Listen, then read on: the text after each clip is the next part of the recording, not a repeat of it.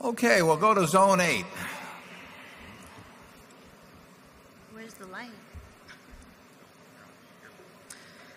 Good afternoon, Mr. Buffett. First of all, I want to thank you for responding to all my letters throughout the years. I will always treasure them. Last week, demonstrations in many cities across the United States took place on the subject of illegal immigration. Many companies want to stay in the U.S., but have grown dependent on cheap illegal labor as a way to remain globally competitive. A recent Business Week article described Shaw's competitor, Mohawk Carpets, and their employment of illegal immigrants.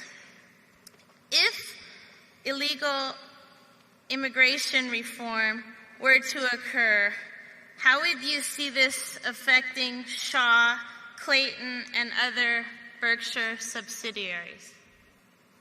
Yeah, I didn't read that, and I don't know much about the Mohawk situation. I don't know anything about it. I'm sure in Nebraska, there are very substantial numbers of illegal immigrants employed.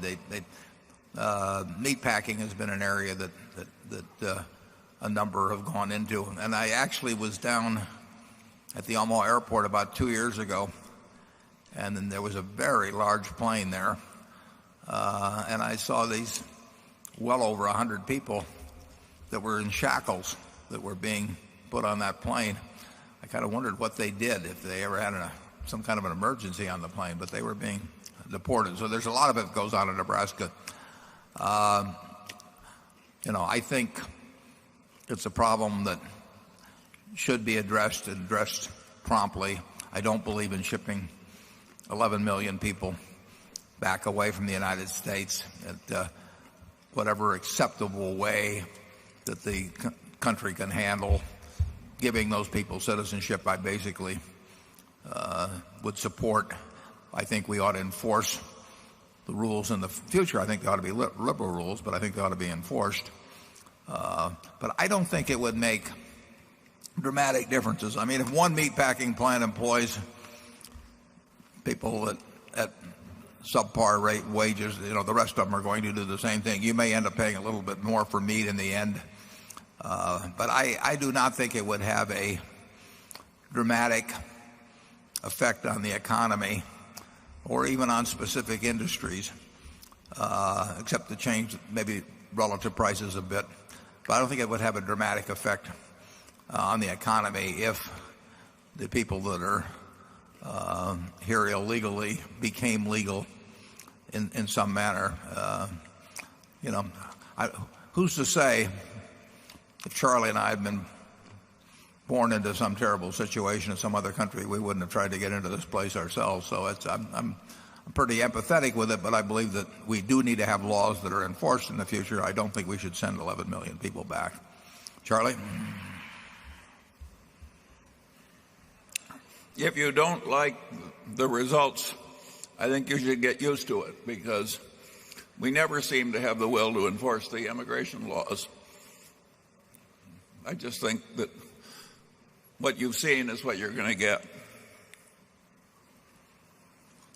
In terms of the carpet industry specifically, you mentioned Clayton Homes. I would think in the mobile manufactured housing industry, I'd be surprised if there was any unusual number at all of illegal immigrants. But the answer is I don't know that for sure.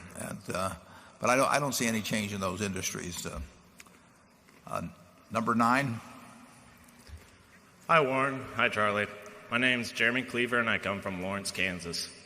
I'm a Jayhawk, and what do you believe is the best finance program in the U.S.? Also, I will be graduating in a year. Could you compare and contrast the financing opportunities now and when you graduated college? He comes from a school that has sent some classes up in the last couple of years. They're absolutely terrific. I will have in this school year probably close to 40 schools where the students come out, and now I usually double up schools, because 20 of these a year is about all I can handle. And we've had some terrific groups come out, and I would say that the teaching and finance departments, based on what I've seen, has improved quite a bit over 20 years ago, but that was from a very, very low base. The orthodoxy of 20 or so years ago, were really, the flat earth was being embraced, has improved considerably. And one particular place is at KU, Professor Hershey done a great job. Missouri, Florida, Columbia, a lot of good schools. Stanford have got people in those departments that are doing a very good job. 25 years ago, you'd have had a tough job getting a position in the finance department, and you certainly would have had your advancement stifled unless you went along with the orthodoxy, efficient markets, and modern portfolio theory, and a lot of stuff that not only wouldn't do you any good but might get you in trouble. And that's improved a lot, and I enjoy seeing these groups of students as they come out, because it's quite encouraging. Now, they all think they're going to get rich by sort of copying what Charlie and I did many, many years ago. I wish them well. It's the amount of brain power going into money management gets a little distressing, particularly to Charlie. But I would, it's a great time to be 22 or 23 or 25 and getting out of school. So you can look ahead to a very, I think, a very interesting future in this country, even though you may find that the method of using the talents you have in investing get used in a somewhat different manner than where they're used presently. I mean, right now, an awful lot of the students that come to visit Omaha, say private equity or hedge fund, and it's hard to imagine a world where everybody's running a hedge fund. I'm not sure exactly what we would do for food and clothing and a few things like that. But I am encouraged by the kind of students I meet. And when the KU group comes up, we had a great time. They put on various skits. They try to sell me companies. I'm hoping they succeed. We haven't had any luck with yet, but they keep coming up with good ideas, and I'll keep pursuing them. And one of these days, every one of those students will get. I've offered them 2 B shares. And it's a limited time offer to try and spur extra activity. I hear from a lot of students later, and I think a lot of them have their heads screwed on right. Charlie? Well, I've heard that something like half of the business school graduates in the elite Eastern schools want to go into private equity or hedge funds. And those whom I bump into seem to judge their progress in life as to whether or not they're keeping up with their age cohort at Goldman Sachs. That appears to be the minimum standard by which progress in life is measured. And this can't possibly end well. You can see why they come in terms of satisfying all these expectations. That's why they come to see me instead of Charlie. He'd give them better advice. Don't misunderstand me, but go away with very long faces. Number 10. My namaste and good afternoon to Swamiji and respected Charlie Munger. Yes, I did say Swamiji. I see your inner dress crowned by your truth, by your humbleness, by your simplicity. Your outer dress, I mean, your wealth is for the needy at large. So you look upon us, your children, your friends, and your partners. My name is Shekhar Agarwal. I'm from Sugarland, Texas, suburb of Houston. Since May 99, I got interested in Berkshire Hathaway, and I have read a lot of what you have written, so I can judge a little about you. By the way, I bought B shares till March 3rd, 2000 at 1410 before they hit the low on March 10th. And it became at that time 40% of my portfolio. And I still own all those shares and many more. As you tell the students who come to Omaha to run a portfolio with real money, to have a real feeling and a real learning, I had the same experience with you. 3 years back, I had a chance with my wife, my daughter, and my 6-year-old son who is with me today to spend a few minutes with you when you came to Houston during the opening of a new Star Furniture store. As we were posing for a family picture with you, my 6-year little one was standing just beside you while you were sitting on a high bar chair.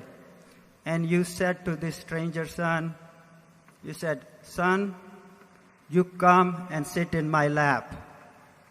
Sir, Swamiji, that is your simplicity. That is your humbleness. And you talk about the contribution of Ajit Jain and ask us to bend really down if we see him, or name our children Tony to honor his contribution. Well, 40 years of selfless services to this corporation and to the humanity. You rightly deserve this distinction or this title of Swamiji. There is a beautiful, beautiful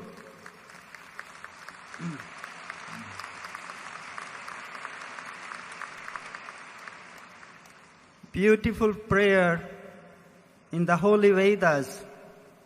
It says, Tvam jivem shardashatam. It means the Almighty God says, "Oh my child, may you live 100 and longer peacefully."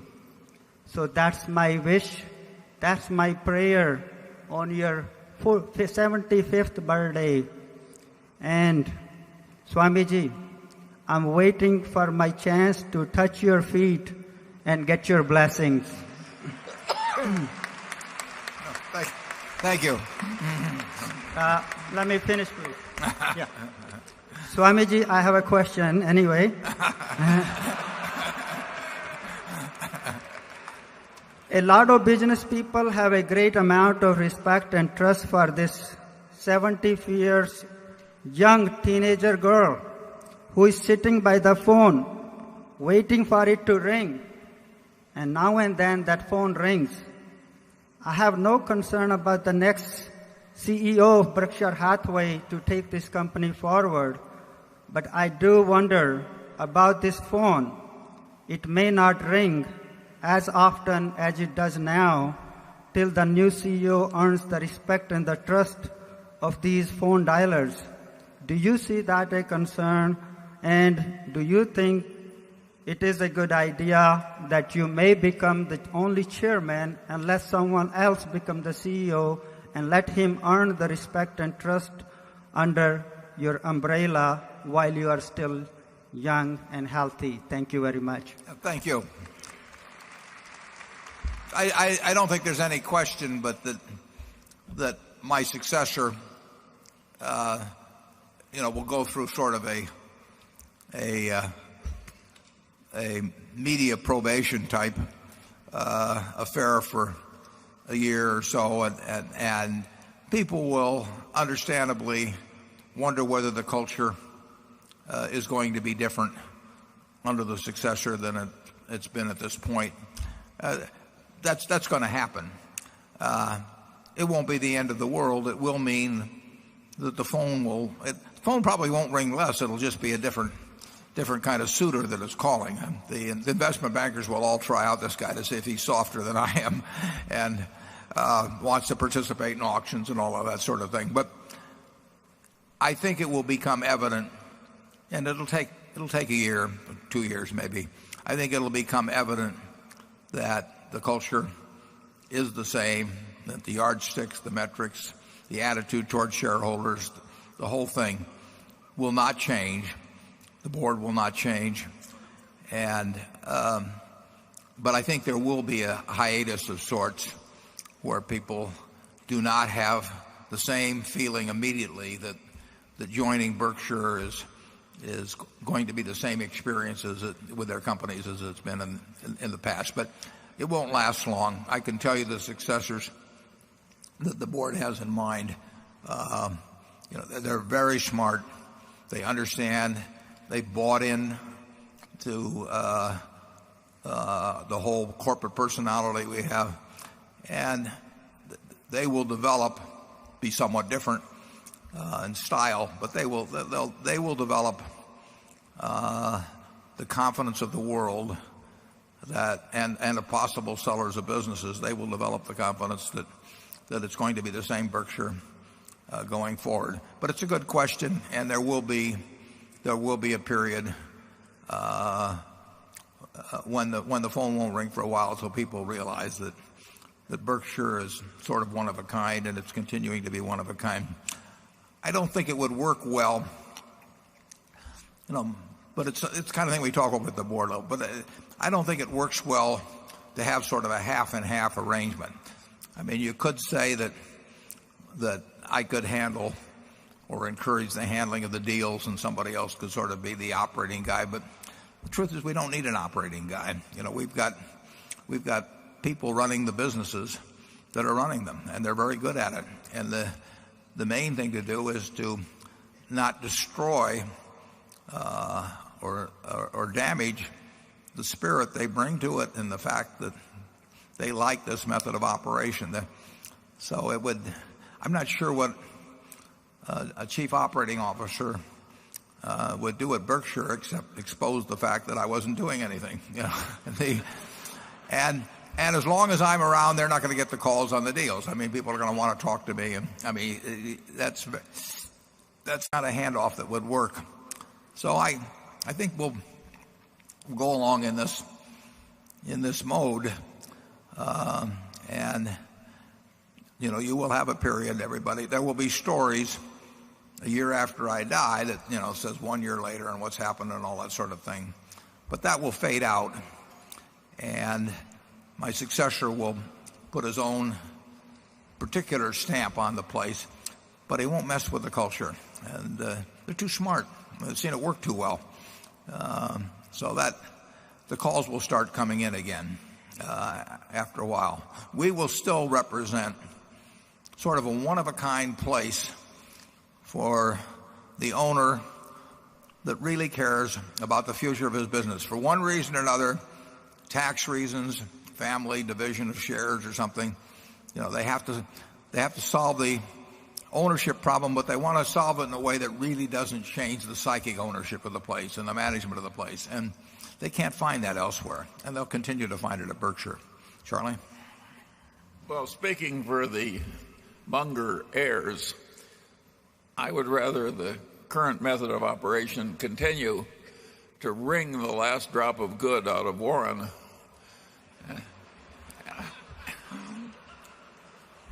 At low pay. Yes.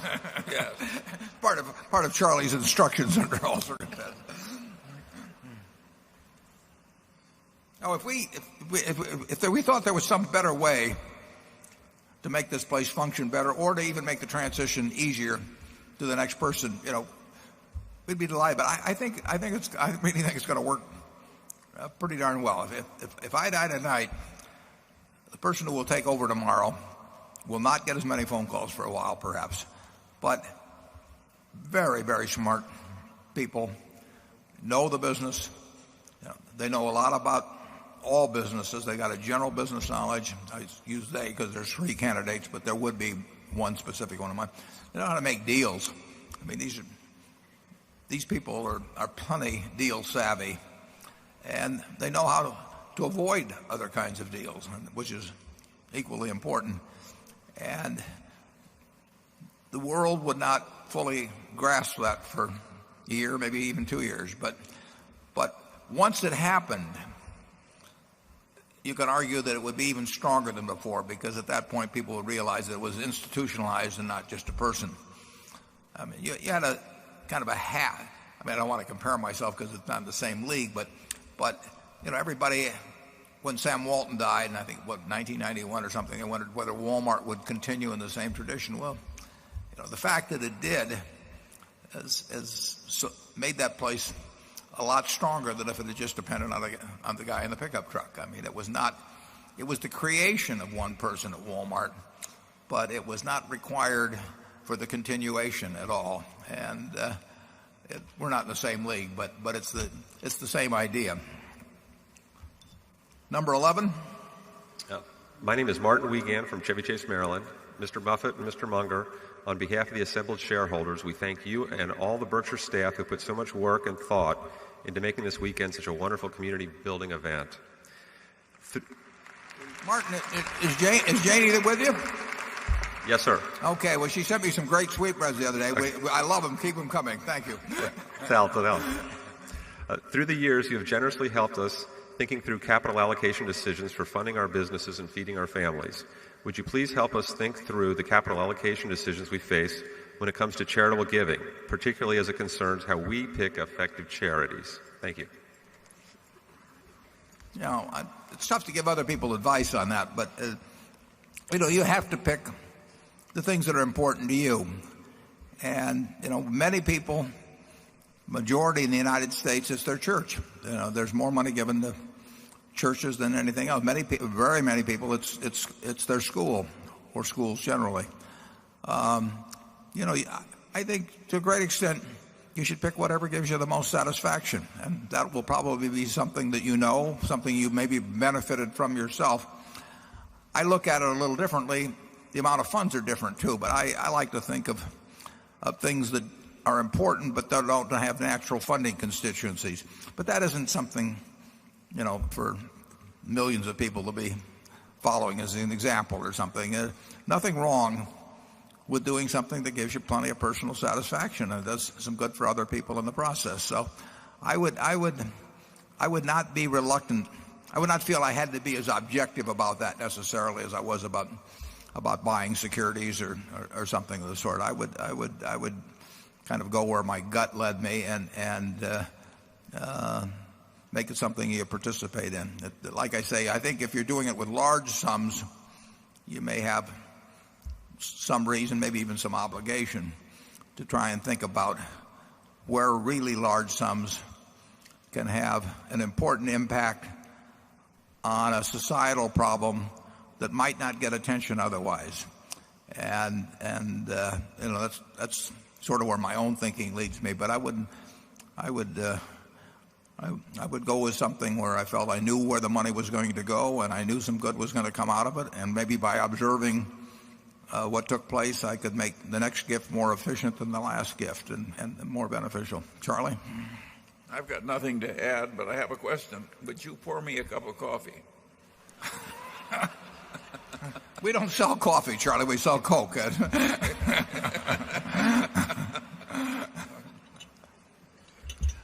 We get the profit on 1 out of every 12 Cokes. So I don't care whether you drink them, just open the can. Number 12. Good afternoon. My name is Robert Peyton from Chicago, Illinois. And my question is, did the possible future deployment of telecommunications services over power lines factor into Berkshire's decision to invest in the utility space? Thank you.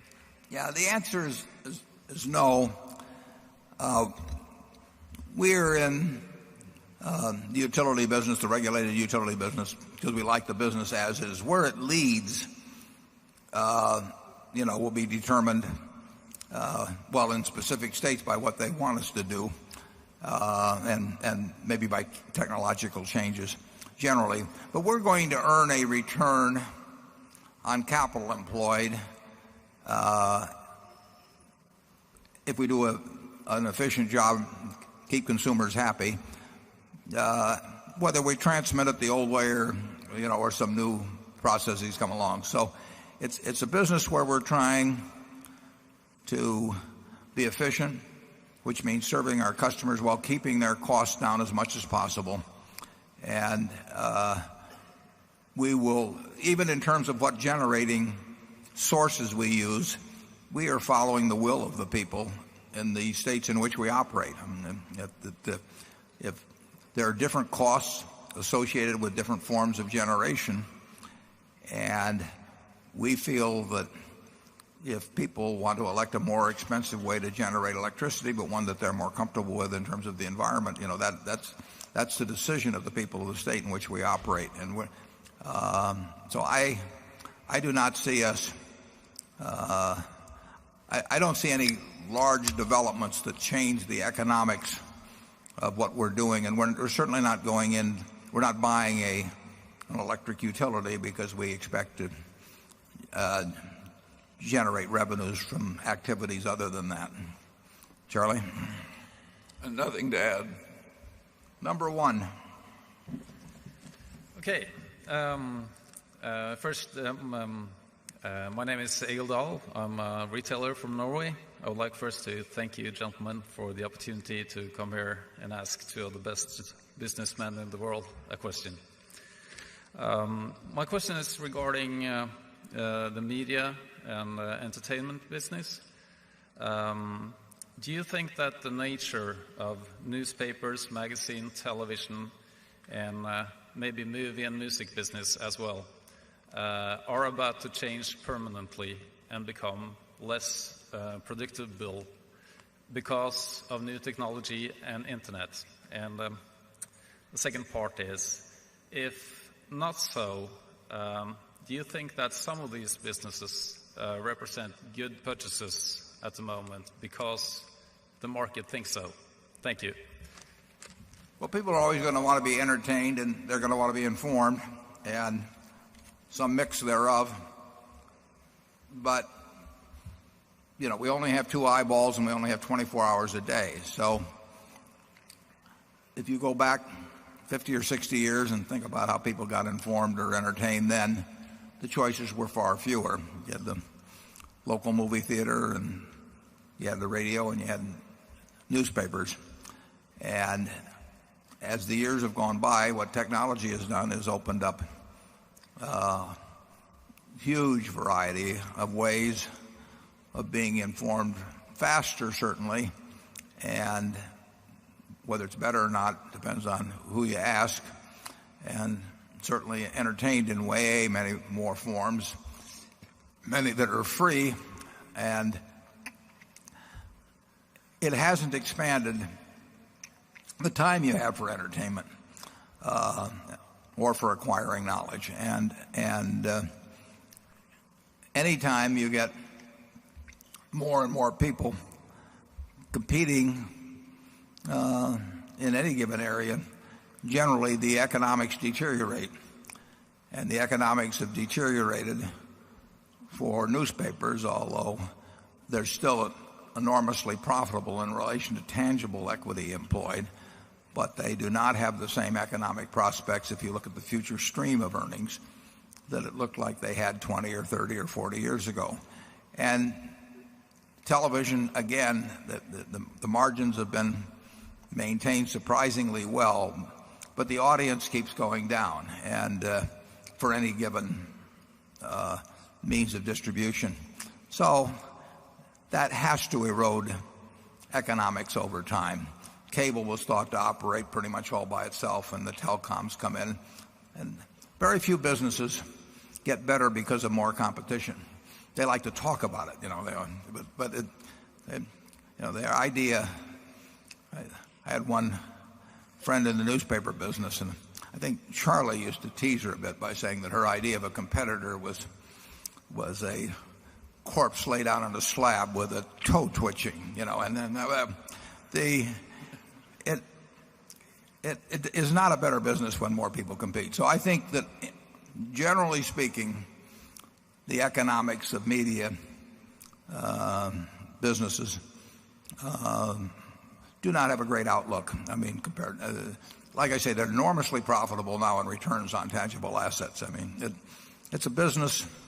A license from the federal government became a royalty stream on huge amounts of money. I mean, there were only 3 highways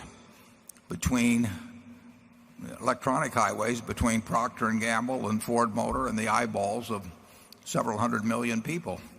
And those 3 highways could make a lot of money when there were only 3 highways. But you keep building more ways for the P&Gs or the Gillettes or whomever it might be, or Ford Motor or General Motors, to get to those eyeballs, and you decrease the value of the highways. It's not complicated. So I think you will see. It's hard to imagine those businesses having great prospects in aggregate. We owned the World Book. We still own the World Book. We were selling 300,000 sets a year, something like that, in the mid-'80s. It's a very valuable product. It sold for $600 or thereabouts, and it was worth it. But the problem became that you could get that same information, or a good bit of the same information, very, very cheap through the internet. And you didn't have to cut down trees, and you didn't have to run paper mills, and you didn't have to hire United Parcel Service to deliver a very bulky package. And it isn't that the product we have isn't worth the money. It's that people have lots of other alternatives. And that's true in information and entertainment in a big, big way. And it won't stop, in my view. Charlie? Yeah, it's simplicity itself. It'll be a rare business that doesn't have a way worse future than it had a past.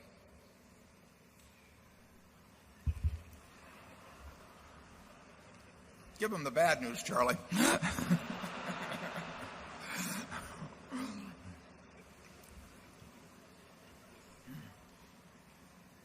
The thing to do was to buy the NFL originally or something like that. I mean, there still is only, there are certain primary events, but it's the people who transmit them. There's more ways to transmit those events, and so the value gets extracted in a much different way. Area 2.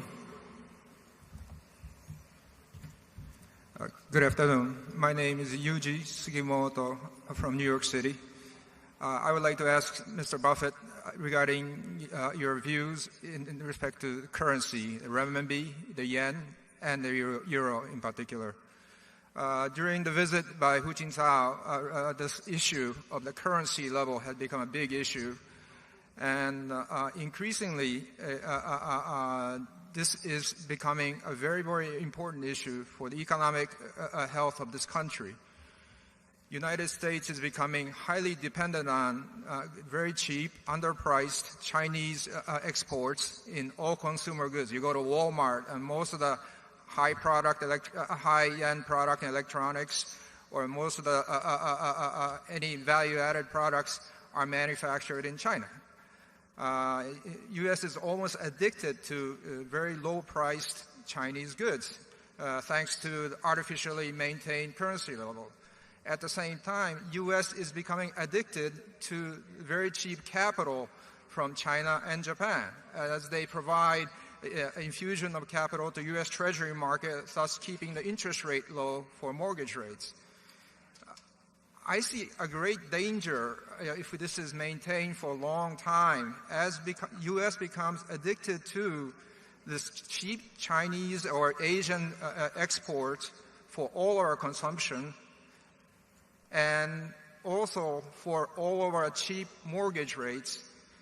And this is almost like being addicted to opium, as Chinese were addicted to opium during opium wars. And should government try harder to break this vicious cycle? And if so, what would you think about the currency level? And previously you have held very strong views about the dollar, but what are your views now, and are you capitalizing on your views on the currency? Yeah, well, my views, and Charlie may disagree, but my views are as strong as ever, perhaps a bit stronger. We are doing less directly in currency futures because as I explained in the annual report, the carry cost has gone from being positive to quite negative. So there are better ways, in my view, considerably better ways of mitigating the consequences of the dollar becoming a lot weaker in the future.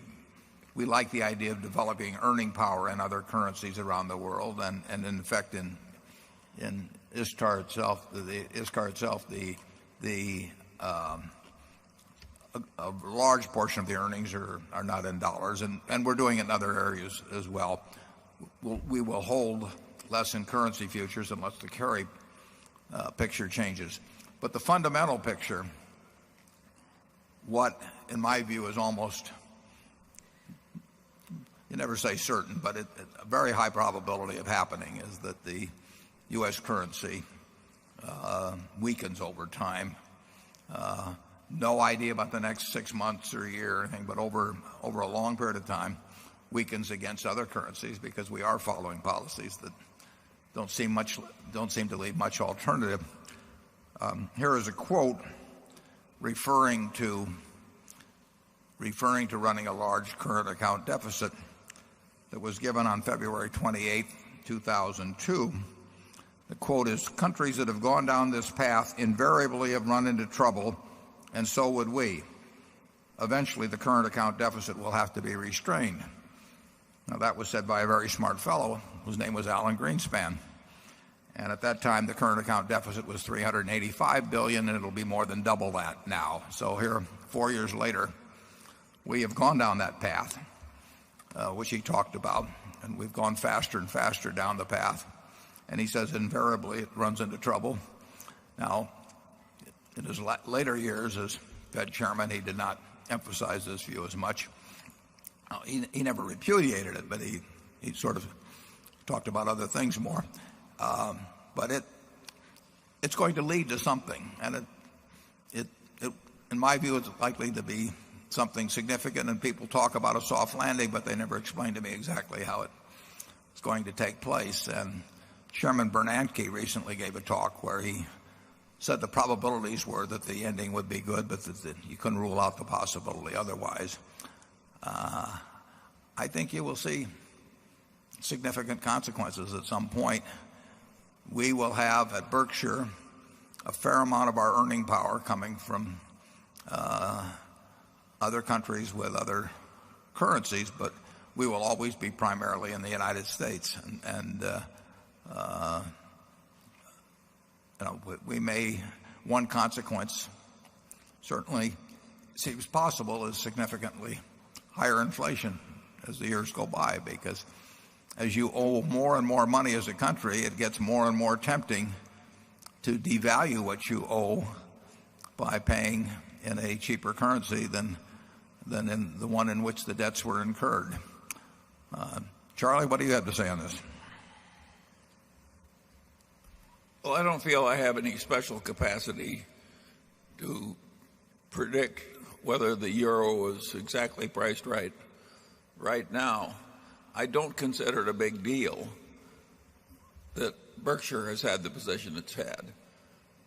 In effect, about half of our surplus cash was stashed short-term in currencies other than the dollar. I regard that as almost a non-event. Now, I made a couple $1 billion. Yes, I was about to say that as it's happened so far, it's been a very profitable non-event. But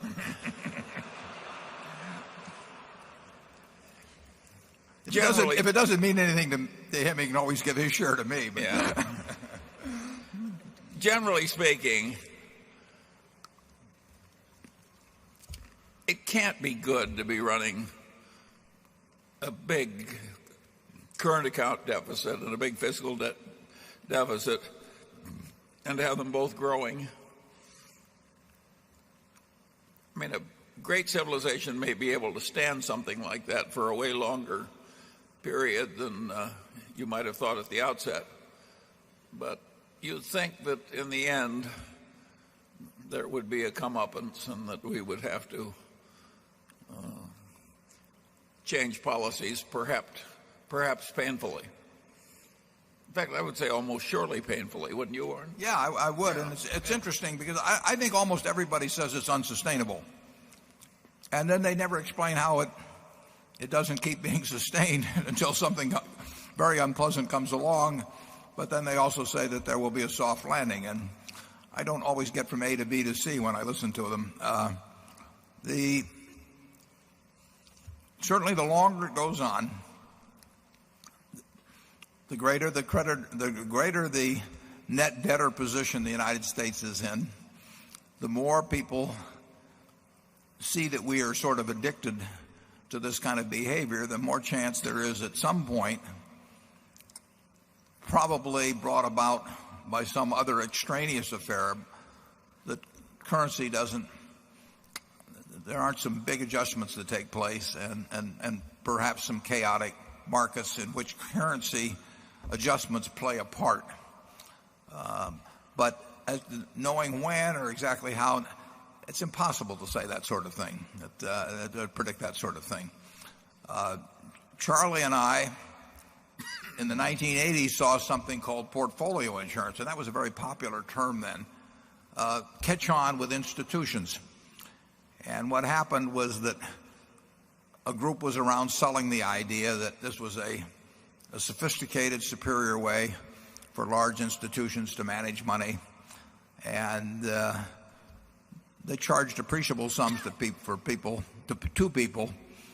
to set up mechanistic procedures for dealing with stock market fluctuations. They did this with pension funds and various big guys.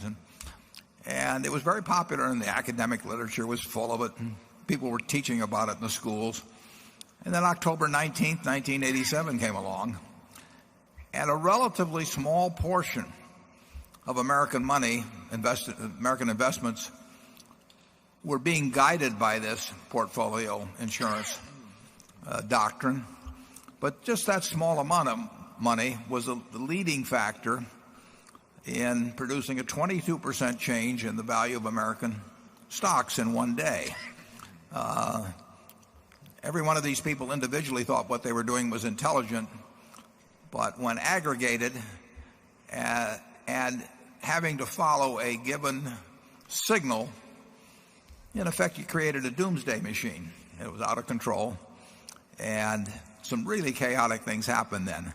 I would say the potential for that sort of thing, not that exact thing at all, but that sort of thing to happen in the world ahead is it's probably magnified quite a bit from what existed in the 80s, and currency enters into it. But it's not, who knows where it starts or exactly why somebody yells fire, but when fire is yelled, there will be, the currency markets will play a part in the rush for the door. Number 3. Hi there. Alex Rubalcava from Los Angeles. Warren, you just brought up the topic of inflation, and so I wanted to ask, do you believe that the consumer price index is a good and true and accurate measure of inflation? Yeah, well, that's a good question. Bill Gross has written a little bit about that in some of his PIMCO methods and messages. And if you go out to the furniture mart and construct a price index, it hasn't moved very much. I mean, it makes it very tough for comparable store sales when you were selling DVD players at X a few years ago, and now you're selling them at a quarter of X. So there's certain areas that there's been a huge in effect, deflationary aspects. But I do think the CPI, and like I say, Gross has written about this, but the CPI is not particularly good index. I always get a kick out of when they talk about the core CPI, and then they say that excludes food and energy. Food and energy strike me as pretty core to anything in terms of the average price. I can't think of anything that's much more core. The CPI, as you may or may not know, many, many years ago had housing figured in directly. The CPI now has a rental, which is an imputed rental type computation. It's still a large portion of the CPI, but it does not reflect the new housing prices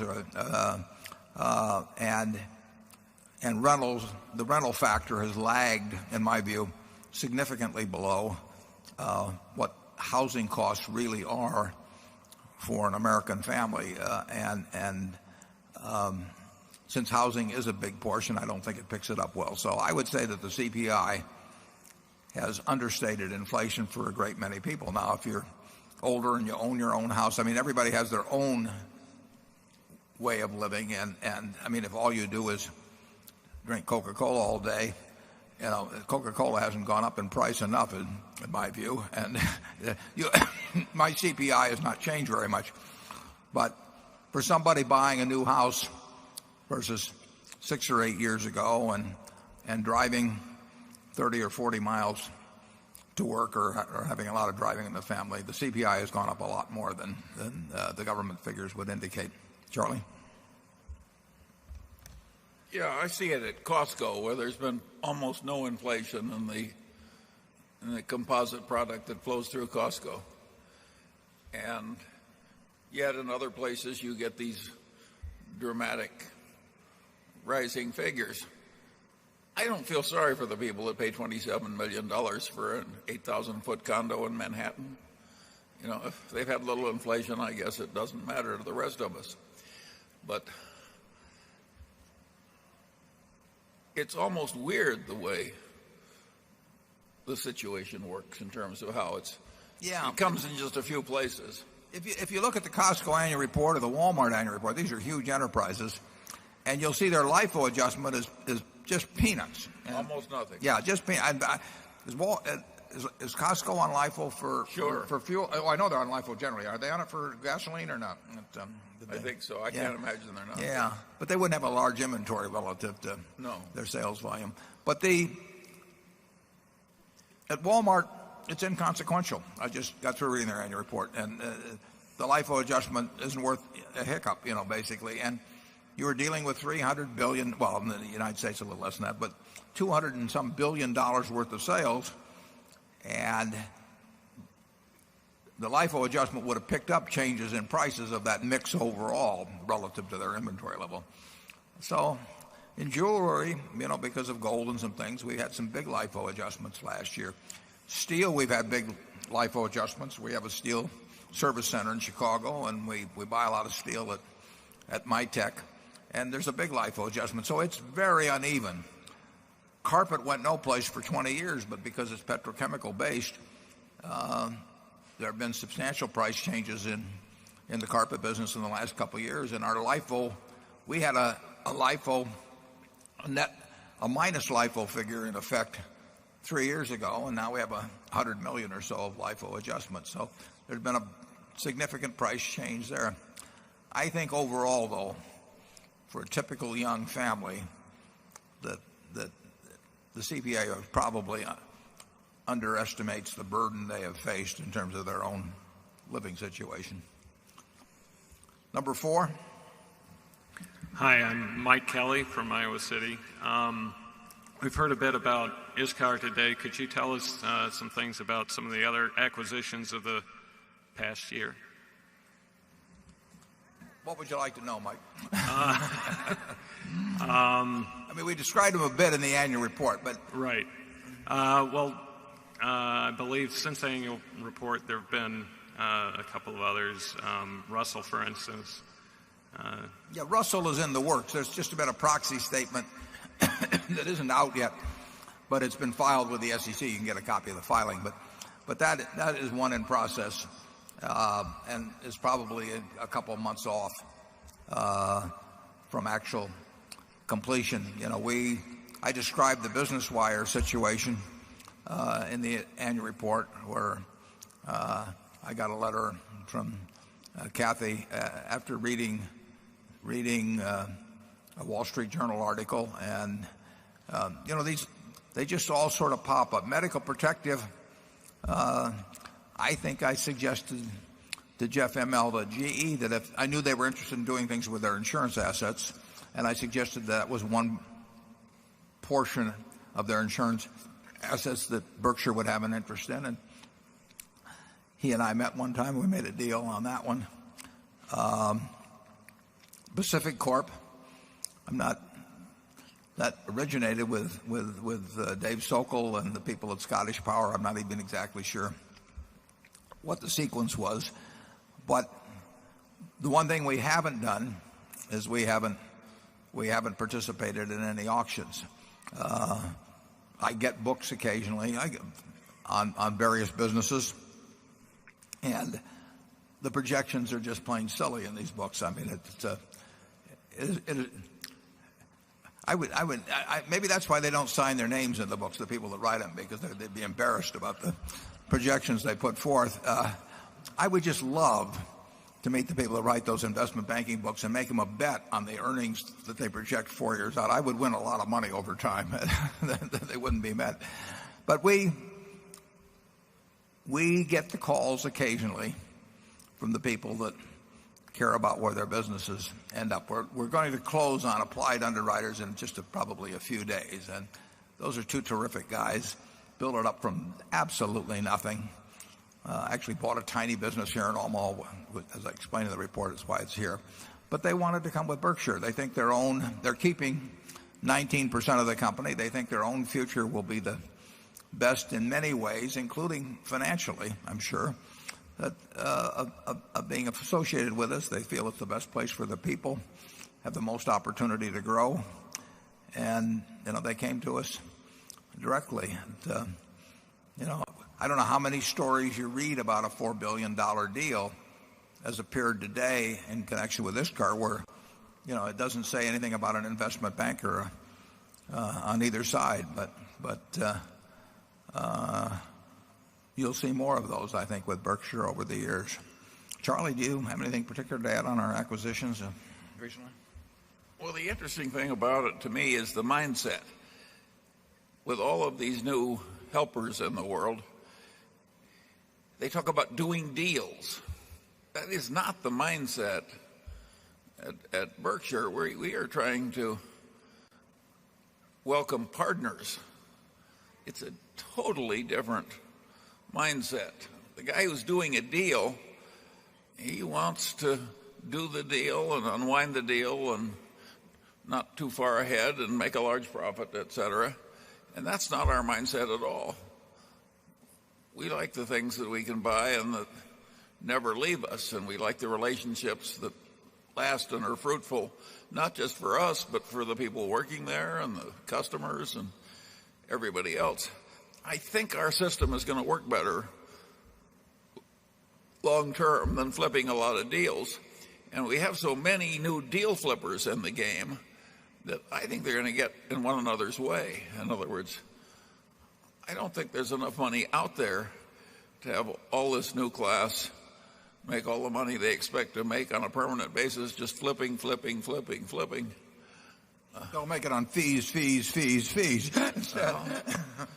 One reminds me, once I asked a man who just left a large investment bank, and I said, how does your firm make its money? He said, off the top, off the bottom, off both sides, and in the middle. I know which firm he's talking about, too.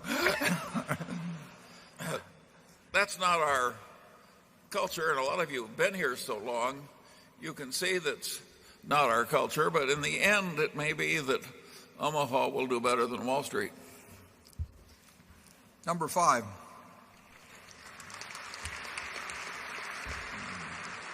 Hi, Steve Rosenberg from Michigan originally. First, I'd just like to thank you both very much for continuing to serve as role models for integrity and common sense. Can you describe a little bit more specifically how a derivatives meltdown might progress and ultimately get resolved after it's been precipitated? And is there a plausible way to resolve it without some sort of a major bailout that would exacerbate a too-big-to-fail moral hazard problem? It's really hard to tell. I mean, what will cause people to yell fire? How many people will rush for the exits? What they'll do when they get there? It happens occasionally. With LTCM, Long-Term Capital Management, 1998. It affected the financial world in a big way. It didn't affect it in the biggest way. I mean, the Fed stepped in, but there were some pretty strange things happened during that period in markets. What happened in the junk bond market in 2002? I mean, it closed for a while almost, and it was chaos. So it's very hard to know exactly what would happen. I'll give Charlie a question here.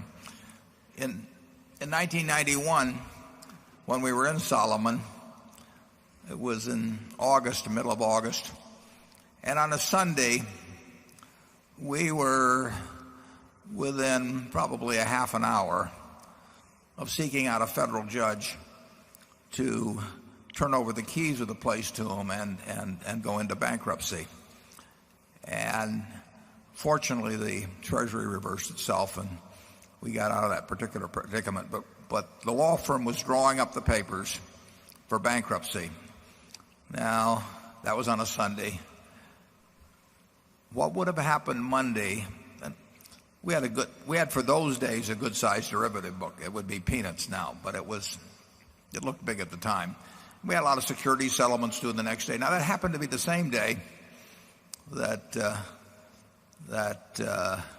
Gorbachev was spirited away, and the Dow opened down a couple hundred points the next day off of a much lower Dow. Now, if you had superimposed upon that the fact that Solomon failed in Japan starting at 7 o'clock or so the previous night, and that it was if you were delivering securities to them against payment the next day, you weren't going to get paid, and if you were expecting securities from them, you weren't going to get those securities. And by the way, you had I think a $600 or $700 billion derivative book, and people who had traded off those derivatives had to try and figure out where they stood and scrambled around and whether their counterparties were any good. What do you think would have happened on that Monday, Charlie? Well, it could have been absolute chaos. That was a very interesting story with an interesting moral. Nick Brady really prevented that bankruptcy, and he knew about Berkshire Hathaway from having been a family shareholder with the Chases way back. And that had caused him to follow the matter with interest, particularly since he'd sold his own stock and watched his relatives, the Chases, hold theirs. So he knew about us. And I think he trusted you, Warren. And I think that mattered that day. So these old-fashioned reputational... But what would have happened the next day? It was terrifying. I'll put it that way. It was terrifying, but there was an element of personal reputation and the avoidance of finding out what would have happened that next day. Kim Chase, who I introduced you to earlier, his father actually introduced me to Nick Brady many years earlier, in the mid-'60s, when Nick was at Dillon Reed, and Malcolm Chase said, "I'd like you to meet," I guess he was a nephew or a grandnephew. In any event, I went over to Dillon Reed, and I would have been in my 30s then, and Nick was a few years older, and we had a good time talking. And then in 1991, he was Secretary of the Treasury, and the Treasury had issued a death sentence to us at 10 o'clock in the morning on a Sunday, and fortunately, Nick reversed that about 2:30 in the afternoon. And if he hadn't, I don't know what would have happened, but that would have been a kind of a pilot case for a a mild derivatives daisy chain type panic, but that would be nothing compared to something now. If now there's way more of the stuff that is collateralized these days than formerly, but it would not be it's not an experiment you would want to voluntarily conduct, I'll put it that way. Number 6. Hi, my name is Jeremy from San Diego, and first of all, I want to thank you all for the tremendous impact that you've had on my career as a professional investor. My question is also about the newspaper industry that the gentleman earlier touched on, and for some of the same points that you brought up, some of the largest newspaper stocks seem to earn an incredible return on invested capital as compared to a lot of the businesses in the S&P 500. My question is more specifically related to valuation. If either of you were looking at a newspaper stock today and watching them fall, as some people may categorize falling knives, what would you use to determine, or how would you determine a very comfortable margin of safety to protect yourself against the deteriorating aspects of the newspaper industry? Yeah, well, the question is what multiple should you pay for a business that's earning $100 million a year, call it pre-tax, whose earnings are going to go down 5% a year compared to what you should pay for a business that's earning $100 million a year whose earnings are going to go up 5% a year. And I would say that, I'm not saying that those are percentages I predict on newspaper companies, but certainly newspaper companies face the prospect of their newspaper earnings eroding. And we've seen some of it already. We see every trend pointing in that direction. We own a newspaper ourselves, and I do not think the circulation of our paper will be larger in 5 years, and I don't think the advertising pages will be greater. And I think that's true even of newspapers that operate in more prosperous, or actually more growing, I should say, areas of the country than we do. So, but I don't think most owners of papers still have quite gotten to the point where they start projecting out declining earnings. Certainly multiples on newspaper stocks are unattractively high if you would see some decline like 5 or 6% a year on earnings occurring from this point. They're not cheap enough to compensate for that sort of erosion in earning power. And then you face the added risk that they may have a sort of a perception lag, and that they may continue to use some of that money to buy other newspapers at prices which again don't make much sense. It's pretty hard in a declining business to buy things cheap enough to compensate for the decline. People in the business always tend to think that they're seeing the first robin, or something, and that it's going to get better. And I would say the newspaper business, the decline, if anything, has accelerated somewhat. When they take people out to the cemetery, they're taking newspaper readers, and when people graduate from school, they're not gaining newspaper readers, and that may not change things overnight, but it goes in the wrong direction. And the less the readership, the less compelling argument to have to advertisers. So that virtuous circle where everybody read a paper because every ad was in it, and every ad was in it because everybody read a paper, that virtuous cycle is going in the other direction now. And I don't think present prices for papers compensate for that. And you are now hearing from a couple of guys that just love newspapers. We think newspapers are indispensable, right, but we don't have we have less company in that view than before. I read 5 newspapers every day. Charlie probably does about the same. And More. Yeah, well, it shows too. We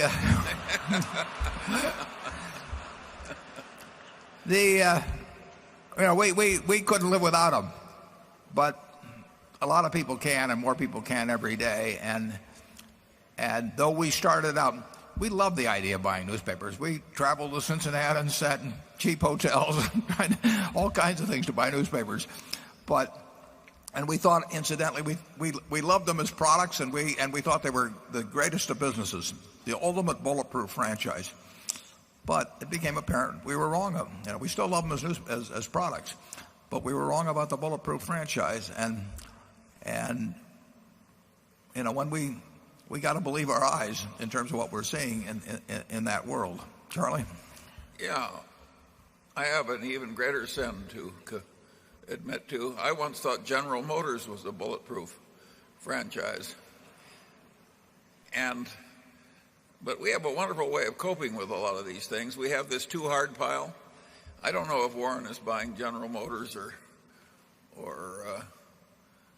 not, but I have a good guess. And it's just too hard. If something is too hard to do, we look for something that isn't too hard to do. What could be more obvious than that? It may mean that we don't do very much. Yeah. We won't get into specifics.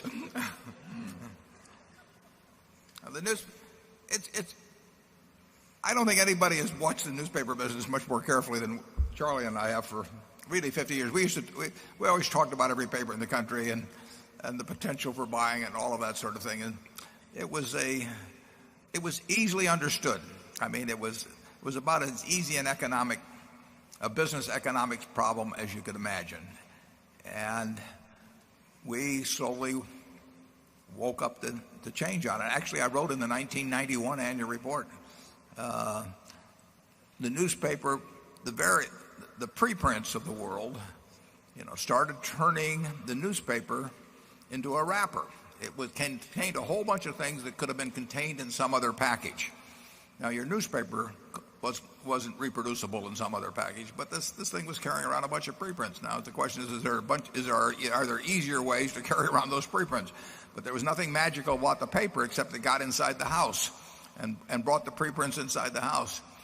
And as the newspaper lost penetration, it became a somewhat less efficient way of getting things into the house, and other ways became more efficient at getting things into the house. And so there's these things.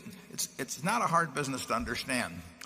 And it has been interesting to me to watch both owners, direct owners, and investors in the business sort of resist seeing what's right in front of them.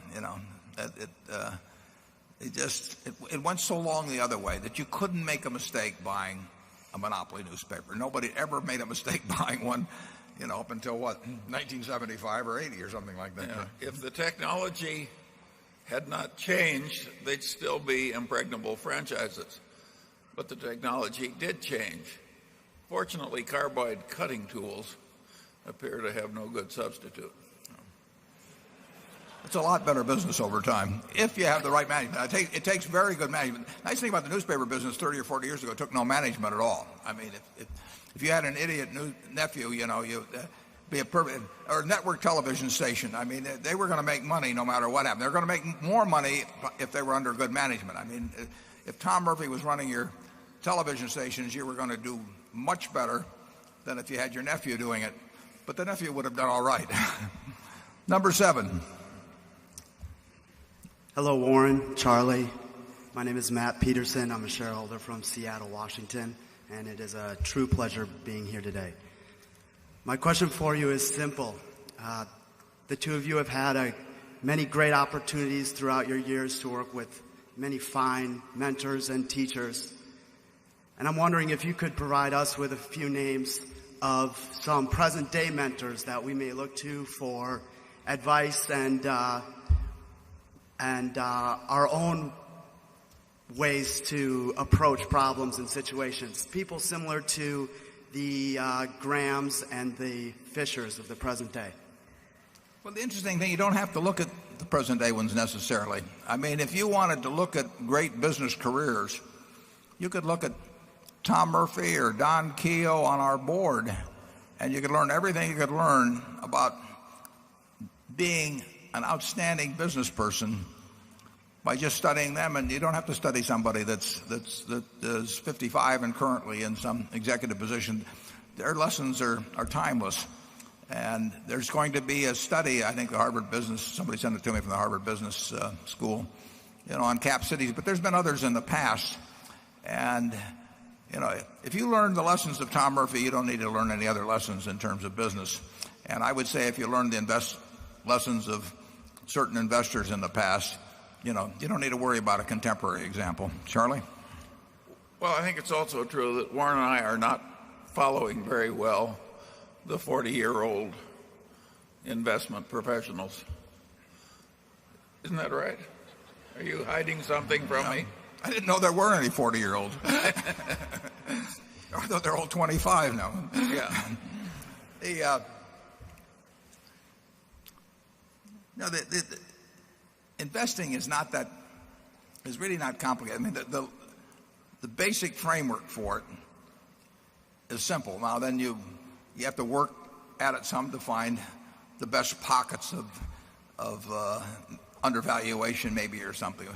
But you didn't have to have a high IQ. You didn't have to have lots of investment smarts to buy junk bonds in 2002, or even to do some of the stuff that was available when LTCM got in trouble. You really just had to have sort of the courage of your convictions. You had to have the willingness to do something when everybody else was petrified. But that was true in 1974 when we were buying stocks at very, very, very low multiples of earnings. It wasn't that anybody didn't know that they were cheap. They were just paralyzed for one reason or another. And that the lesson of following logic rather than emotion, is something that it's obvious, and some people have great trouble with it, and others have less trouble. Charlie, can you give them any more help on that? Well, I think this is different. When we were young, we had way less competition than you people have now. There weren't very many smart people in the investment management field. There really weren't. And you should have seen the people who were in the bank trust departments. I mean, so now we've got armies of brilliant young people and all these private partnerships and all these proprietary desks and all the big investment banks. And we've got a vast amount of talent in the investment management business. And there's a lot of competition. If there were suddenly a crisis now, there would be 500 firms that would be studying it intensely, each having capital that they could commit on a hair trigger. In our day, we would frequently be all alone. But in 2002, we'd be the only buyer. But in 2002, Charlie, there were tons of people that had investment experience and high IQs, and lots of money was around. Wasn't any question about money. It's just they were terrified of that particular arena. Well, when you have a huge convulsion, which is like a big fire in this auditorium right now, you get a lot of weird behavior. And if you can, particularly at the head table, and if you can be wise when everybody else is going crazy, sure, there will still be opportunities, but that may give you a long, dull stretches if that's your strategy. 3 years ago, you could find a number of securities in Korea, population 50 million, advanced society, strong balance sheets, strong industry positions at 3 or so times earnings. Now, but that took a convulsion to create that. A big convulsion. Yeah, but the convulsion happened 3 or 4 years earlier, 5 years earlier, and plenty of smart people in Korea in the investment business. Plenty of smart people here scouring. The information was all available. You can go to the internet and get information about Korean companies that's just as good as you get up from the SEC. And there they were, dozens of companies at very, very, very cheap prices. Now, Where are all these smart people and then with all this money? It did happen, but if I asked you to name 20 more like it, you would have great difficulty. Well, if I have 20 more like it, I'm not going to name them. Number 8. My name's Simon Dennison Smith from the UK. My question is this. If you were starting out today with $1 million, with a vision of building a business with 20% average growth in value over 40 years, what type of investments and investment strategy would you look to make in the first 5 years? Well, it's somewhat interesting that we formed the first partnership 50 years ago, 2 days ago, Thursday, on May 4th, 1956, which was 105,000. That's my sister clapping. She was in the partnership.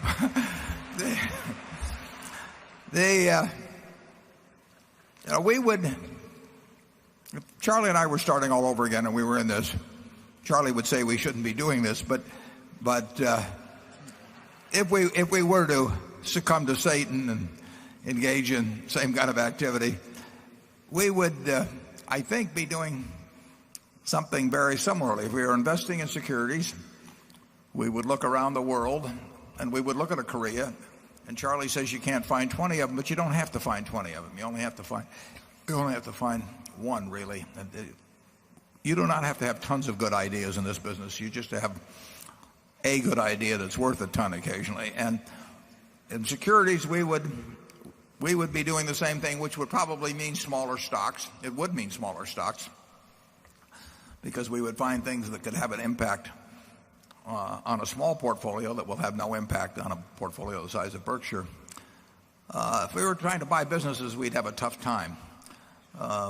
We would have no reputation, so people would not be coming to us.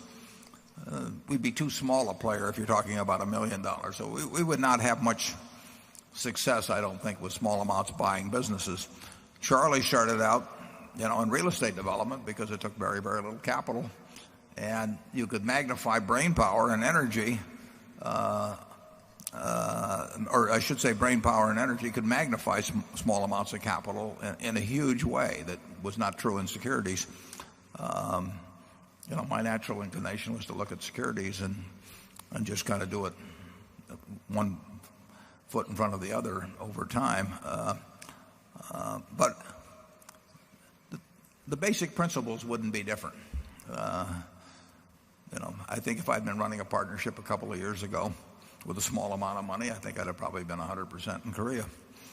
And, I would be looking around for something that was very mispriced and that I understood. And every now and then that's going to happen. Charlie? Well, I agree with that. The concept that you're likely to find just one thing where it'll make 20% per annum and you just sit back for the next 40 years, that tends to be dreamland. And in the real world, you have to find something that you can understand that's the best you have available. And once you found the best thing, then you measure everything against that because it's your opportunity cost. That's the way small sums of money should be invested. And the trick, of course, is getting enough expertise that your opportunity cost, meaning your default option, which is still pretty good, is very high. And so the game hasn't changed at all in terms of its basic arithmetic. And that's why modern portfolio theory is so asinine. It really is, folks. Yeah. When Warren said he would have been all in one country, that's pretty close to right. He wouldn't have quite done that when he had the partnership, but he would have been way more concentrated than is conventional if you listen to modern portfolio theory. Most people aren't going to find thousands of things that are equally good. They're going to find a few things where one or two of them are way better than anything else they know. And the right way to think about investing is to act thinking about your best opportunity cost. Number 9. By the way, that's in the freshman course in economics everywhere in the basic textbook. It just hasn't made its way into modern portfolio theory. We don't get asked to do book reviews. It's Andreas Rieger from Munich, Germany. Thank you very much for the open discussion that you have with us. Actually, I'd like to ask a question on a book, so I come back to the book review. Jeremy Siegel had some ideas in his second book, and I would like to understand how this would impact your investment strategies, if there are any changes from his ideas, and how you react to these recommendations that he makes. Thank you. This is which book? Jeremy Siegel? Jeremy Siegel, the second book, by the Try and the True, Triumph over the Old and the New. No, it's had no effect on us. Charlie? No, is that the fellow who is very optimistic about common stock investment over long periods of time? The University of Pennsylvania, yeah. Yeah. Well, I think he's demented. Well, he's a very nice guy, Charlie. Well, he may well be a very nice guy, but he's comparing apples against elephants and trying to make accurate projections.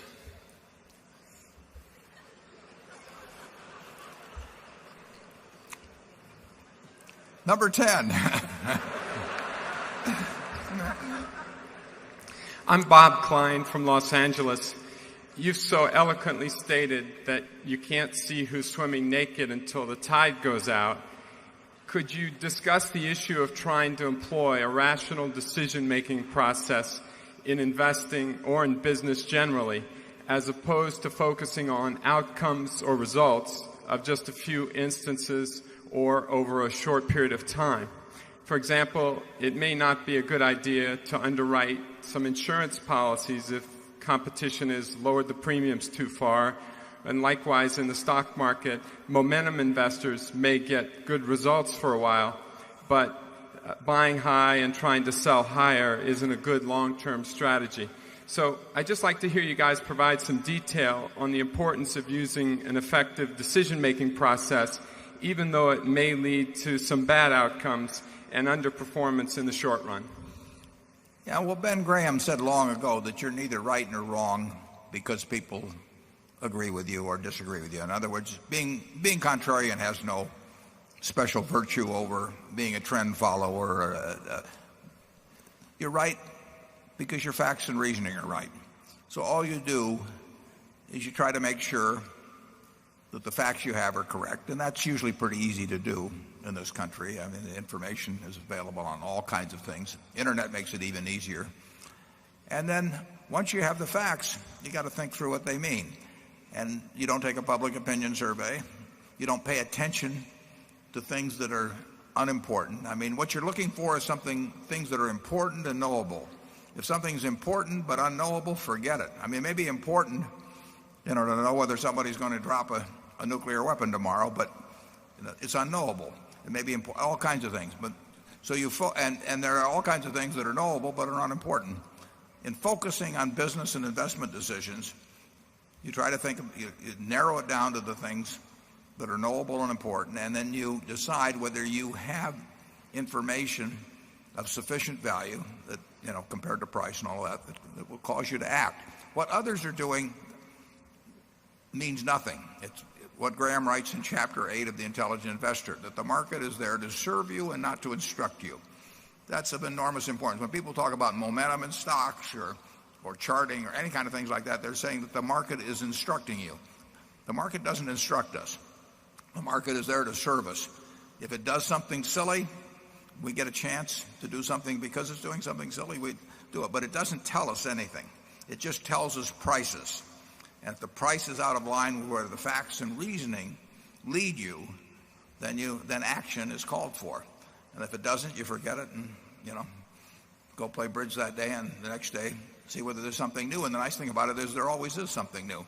I mentioned the LTCM crisis. We were getting calls on Sunday from people that had portfolios that were in trouble. Now, I will tell you that if you can make a lot of money on Sunday, you may not get a chance very often, but any calls you get on Sunday, you're probably going to make money on. Things are really screwed up if you're getting calls on Sunday. And all you have to do is make sure that you're the callee and not the caller on Sunday. But if you get those calls, you get a call on a Sunday and somebody says that the off the run is trading 30 basis points away from the on the run, all you have to do is decide how you handle that particular piece of information, whether it's correct in the first place, but how you handle that piece of information, whether you can play out your hand. You never get in a position, obviously, where the other fellow can call your tune. You have to be able to play out your hand under all circumstances. But if you can play out your hand, and you've got the right facts, and you reason by yourself, and you let the market serve you and not instruct you, you can't miss. Charlie? Well, I would say some of you probably can miss.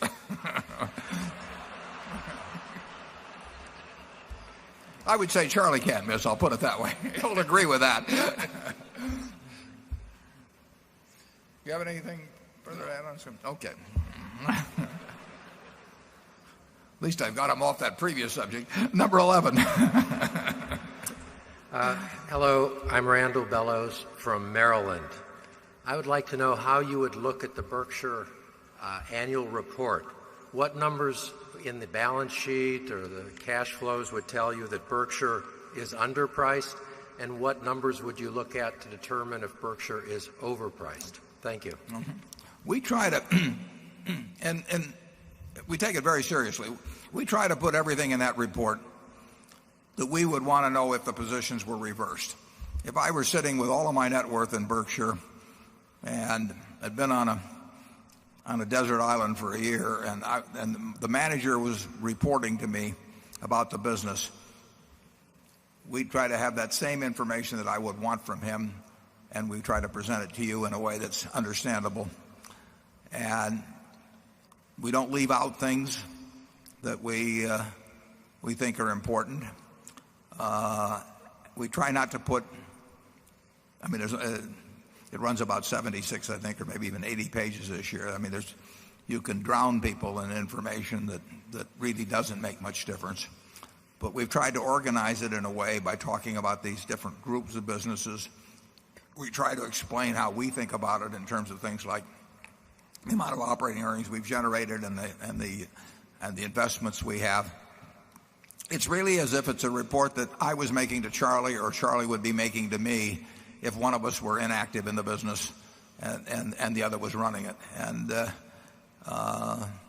so I think, it may take a few hours to do it, but I think if you regard yourself as a serious owner of Berkshire, it's really worth reading the whole report, thinking about what is there, what are these guys going to do with it, what are they trying to attempt, what are the odds they're going to be successful in that attempt, what is it worth if they don't succeed very well in deploying additional capital, what might be the case if they were successful in deploying excess capital and incremental capital.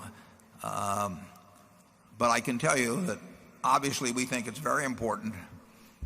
What counts is the kind of businesses we have, the kind of managers we have running those businesses, what those businesses are likely to earn over time, and we've expressed ourselves a little on that.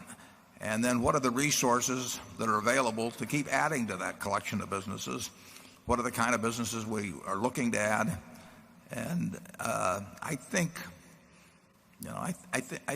you'll find the information that you need to evaluate Berkshire. And it's not you don't carry it out to 4 decimal places. Charlie and I, if we had to stick a number down on a piece of paper right now as to some pinpoint number, we wouldn't do it because we know that's impossible. But if we had to stick a number down, it'd be a different number between the two of us. It'd be a different number if I did it today from tomorrow, probably. But we'd be in the same ballpark. and we'd be looking at the same things, and the things we would be looking at, we report to you in that report. I would focus, the real question of what Berkshire is going to be worth 10 years from now will depend on the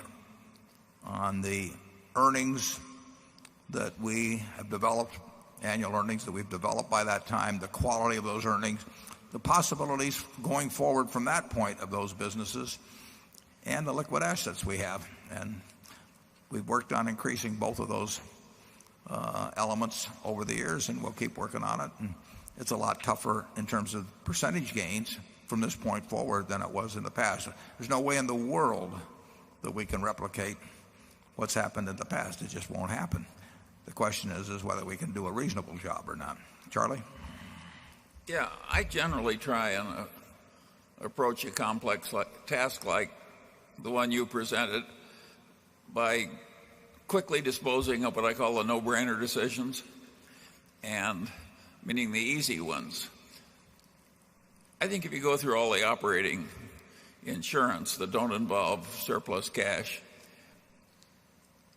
and the insurance operations, that's the easiest valuation process in Berkshire. And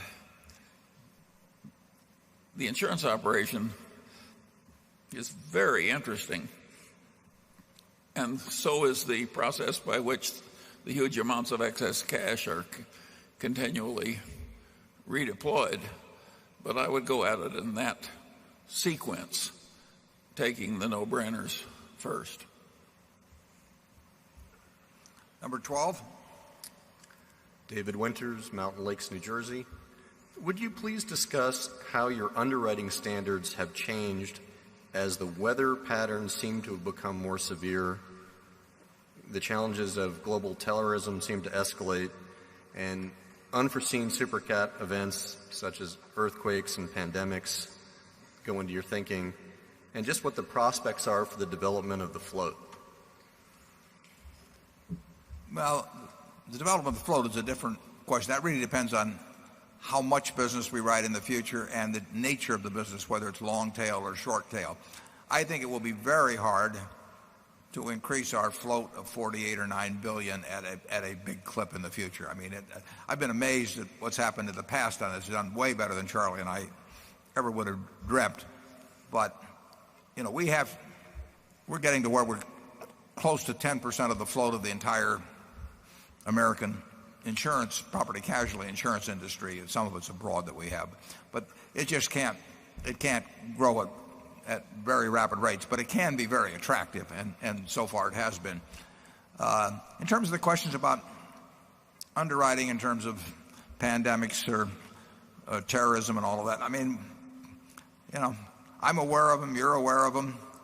We get propositions offered to us virtually every day, and in the end, I mostly ajit. I mean, in this particular case, in terms of big type contracts, financial type contracts, I would evaluate. He would, but we talk about what we think the probabilities are of $50 billion events and up, or $20 billion events and up, and he's the fellow that does most of. He applies it, but we kick around the possibilities. But that's all there is to it. I mean, it's a question of making judgments about whether you're getting paid enough. And if we have a lot of money, 30 years from now, it'll mean that our judgments overall were decent. And if we have a big loss on one this year, it does not mean that our judgment's wrong, because it's going to lead to peaks and valleys. But there's no magic to it.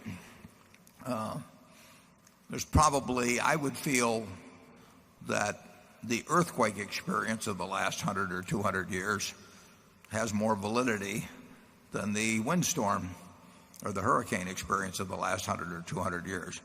I don't know that for sure, but I would bet real money that way, and we have.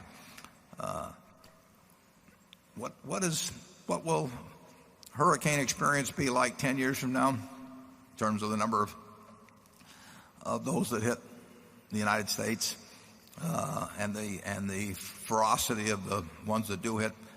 I don't know, but I'll keep thinking about it every day. Charlie?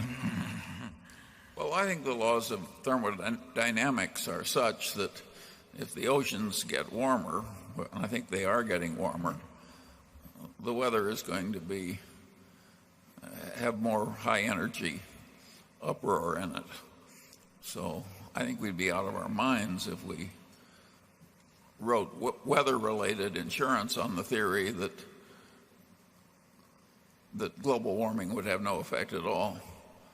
And the natural reaction is to raise your prices as the risks go up, and whether you've raised them enough and carefully controlled your risks enough, that's the art of the business. Yeah, and you have this possibility that 1% changes or 2% changes in something can produce 100% probabilistic changes in cost. And so it's an explosive sort of equation that you're dealing with, and but that's the game we're in, and we don't have to play it ever. If we don't like what we're being offered, and we didn't like what we were being offered a while back in many areas, somebody else can take our place in line. We'll be happy to have them. Number one.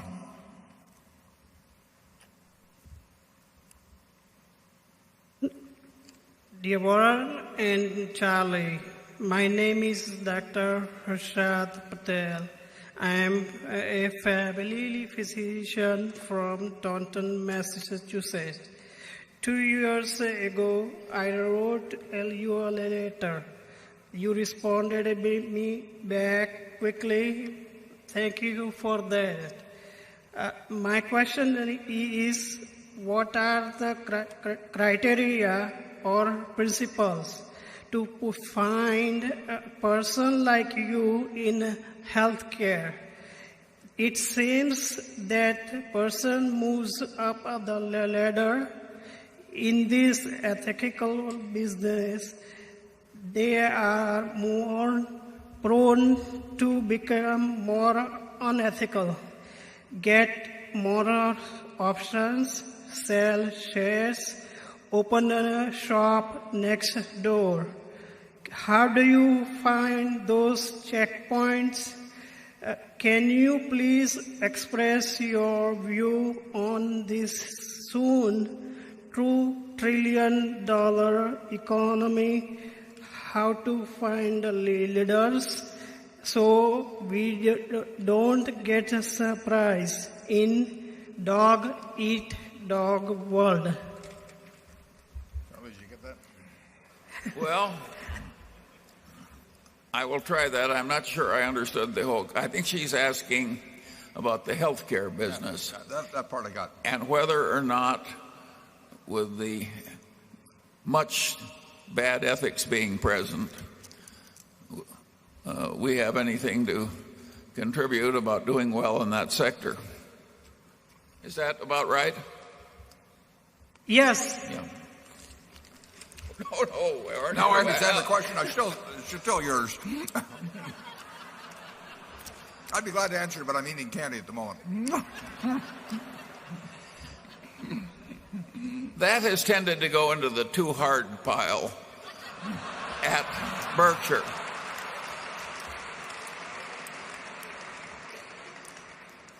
A lot of people have made a lot of money writing health insurance, and I've watched the behavior of some of those people for wearing my hat as the chairman of a big central city hospital. And you were right, there's a lot of bad ethics in healthcare. There's also a lot of good ethics. It's a very, very complex field with a lot of change, a lot of technological differences. And in terms of investments, I think the policy has generally been that it all goes into the too hard pile.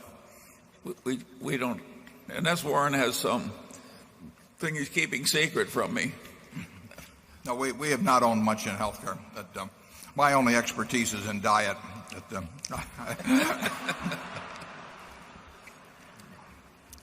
But I appreciate the seriousness of the question. Is it is a very, very tough problem on which I have no particular insights. And you're right. The worst of the ethics is really bad. Number 2.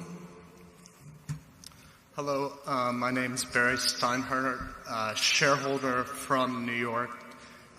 My question relates to the Chapter 11 bankruptcy process. I know you have been active in the past in some activity in the bankruptcy court, and if you had thoughts on possible reforms in that area, if you believe that any reforms are necessary. Well, that's a good question. Charlie's probably better qualified to answer than I am. I mean, we have bought Fruit of the Loom out of bankruptcy, and we have had some involvement in owning junk bonds. You know, we think about the bankruptcy process, but in terms of the practicalities of improving on it, what do you think, Charlie? Well, I think much of that is pretty horrible. You have a competition there where the courts themselves have gone into bidding contests to get bankruptcy business attracted, meaning that there are various courts that can handle bankruptcy cases, and they have found that if they develop a culture where they overpay a lot of people egregiously, they can attract more business. Lawyers, trustees, consultants, et cetera, et cetera. I find this so unpleasant to watch that I don't pay as much attention to bankruptcy as I probably should. You know, I'm an old man, and I don't like to have an upset stomach.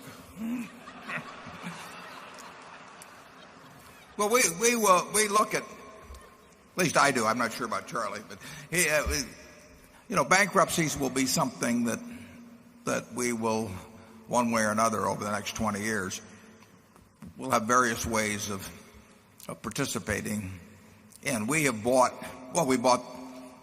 certain of the bonds, for example, of Enron after they entered bankruptcy. We bought something called the Ospreys, and a complicated bankruptcy can offer opportunities for profit. Now, there's so many people looking at bankruptcies currently, or potential bankruptcies.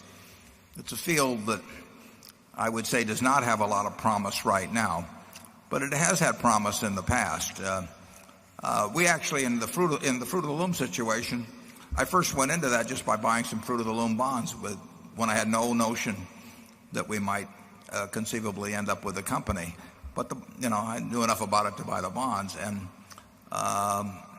Enron comes along, and it's a big mess. The Penn Central came along 20-odd years ago, and it was a big mess.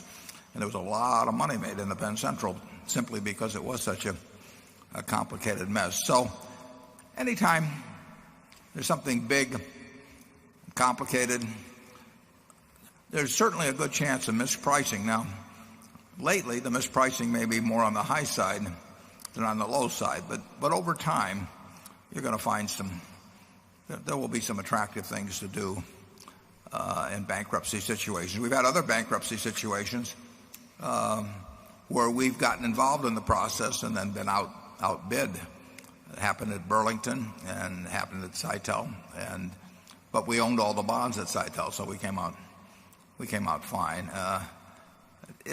It's something to understand if you're in the business of buying investments or businesses. And I would say that, if we're around for another 10 or 15 years, that we'll do something or other, maybe substantial in the bankruptcy field. The Enrons, the payment's still being made in various ways, but the Ospreys, which were kind of a complicated situation, the whole thing was complicated, but we didn't buy at the bottom or anything like that, but we considerably more than tripled our money in something that you could have put a fair amount of money in. So they can be interesting. Charlie, do you want to? Well, I remember the Eastern Airlines bankruptcy, where there were a lot of employees and communities that would have been affected. And the courts in that case, I would say, abused the senior creditors horribly. And so you could have read a law book and reached one conclusion, and if you'd bought the wrong securities, why, you would have found out you'd guessed wrong. It's a very interesting field. Yeah, and it can be very unpredictable. In the Penn Central case, you had an incredible variety of claims. I mean, you had leased lines and you had all kinds of first and second liens and everything. And the judge, as I remember it, I may be wrong a little bit on this on the details, but as I remember, the judge just looked at this incredible, probably the most complicated bankruptcy that had come down the pike in the history of bankruptcy to that point. And he just said, this is just too damn complicated. I'm just sort of going to ignore the various priorities and all this. I'm just going to, perhaps they might call it substantive consolidation or something. I'm just going to put this all together, and I'm going to give you a quick, fast solution. And I think it was a very smart way to handle things, because otherwise I think Penn Central might still be going. But it wasn't what the book said would be done. Judges can determine things in a very big way. I remember when we were in Cincinnati on that newspaper case I mentioned earlier, I said, Charlie, a judge had stayed in order, I think, for a week or something like that. And I said to Charlie, I said, how much power does a federal judge have? And Charlie says, well, for a while, as much as he thinks he has. I learned a lot out of that. Number 3. Good afternoon, gentlemen. Long-time listener, first-time caller here. This is my first shareholder meeting. Thanks for hosting. You guys do a great job. I'm looking forward to coming back for several more years. My name's Craig Beechler. I'm from Cincinnati, where my paychecks are signed by Uncle Proctor and Mr. Gamble. Thinking about that, I know that when the P&G Gillette merger was announced, you called it a, quote, dream deal. Considering that P&G is primarily thought of as a consumer products company, what are your thoughts on the short and long-term fit for P&G's pharmaceutical business? For just the pharmaceutical business, or did you say? Or?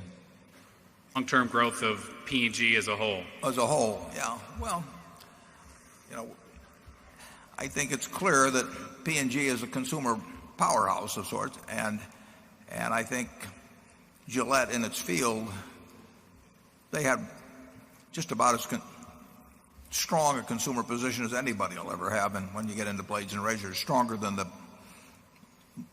most of the P&G brands, strong as they may be. And I do think that the big retailers are becoming, and more so all the time, brands of their own, and they are becoming, and there's more and more concentration going on. So I think the struggle between the manufacturers of brands and retailers will go on and on and on and become more intensified. So I would think if I were on either side of that equation, I would want to be strengthening my hand. And I think the future of both Gillette and P&G are better as a combined enterprise than they would have been as a separate enterprise. And I think that's particularly true because of the strengths of the Walmarts and the Costcos and you name it around the world. I don't know. How do you see it, Charlie? He also wants you to tell him how P&G will be affected by its pharmaceutical business. I don't know a thing about that. That makes 2 of us.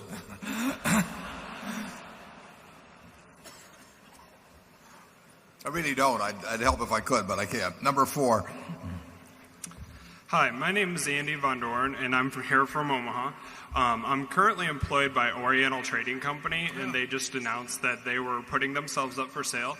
I was just wondering if Berkshire would have any interest in a company like Oriental Trading Company as an acquisition. That's interesting, Ed. I didn't know they'd put themselves up for sale, but I looked at it whenever it was 4 or 5 years ago when Terry Watanabe sold it, and I haven't really followed it since then, but just from listening to what you say, and I have no knowledge of it at all, but it sounds to me as if some private group bought it and now they're reselling it. And we get approached on that sort of thing all the time, where a financial group has bought the business and then wants to resell it fairly quickly, and they almost invariably, I would say, auction the business. they seek what they call a strategic buyer. A strategic buyer is some guy that pays too much because, and he wants to justify it, so he says it's strategic. I mean, I have never understood being a strategic buyer. Every time somebody calls me up and says, we think maybe you're the logical strategic buyer for that, I hang up faster than Charlie would.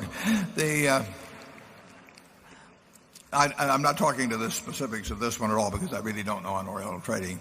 But the idea that we're going to find a business to buy from some guy who from the moment he bought it a few years ago has been thinking, how do I get out of this thing?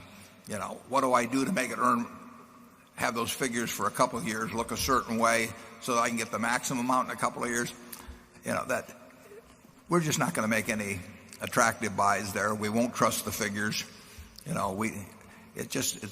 What we like is a business where the guy before was running with the idea of running it 100 years and taking care of the business in every way possible and was not contemplating sale, but for one reason or another finally needs to monetize the company. We will not get any sensible buys really from the resellers. It's amazing to me what's going on. Some of these things, literally, Fund A is selling to Fund B, to Fund C. I mean, I've seen some that changed hands 3 or 4 times. They're just marking them up, and everybody's getting they're getting 20% of the profits as they mark it up. And probably Fund C or Fund D, it may be owned by the same pension funds that own Fund A, except that everybody's just taking a big 20% slice out of it every time they move it from one place to another.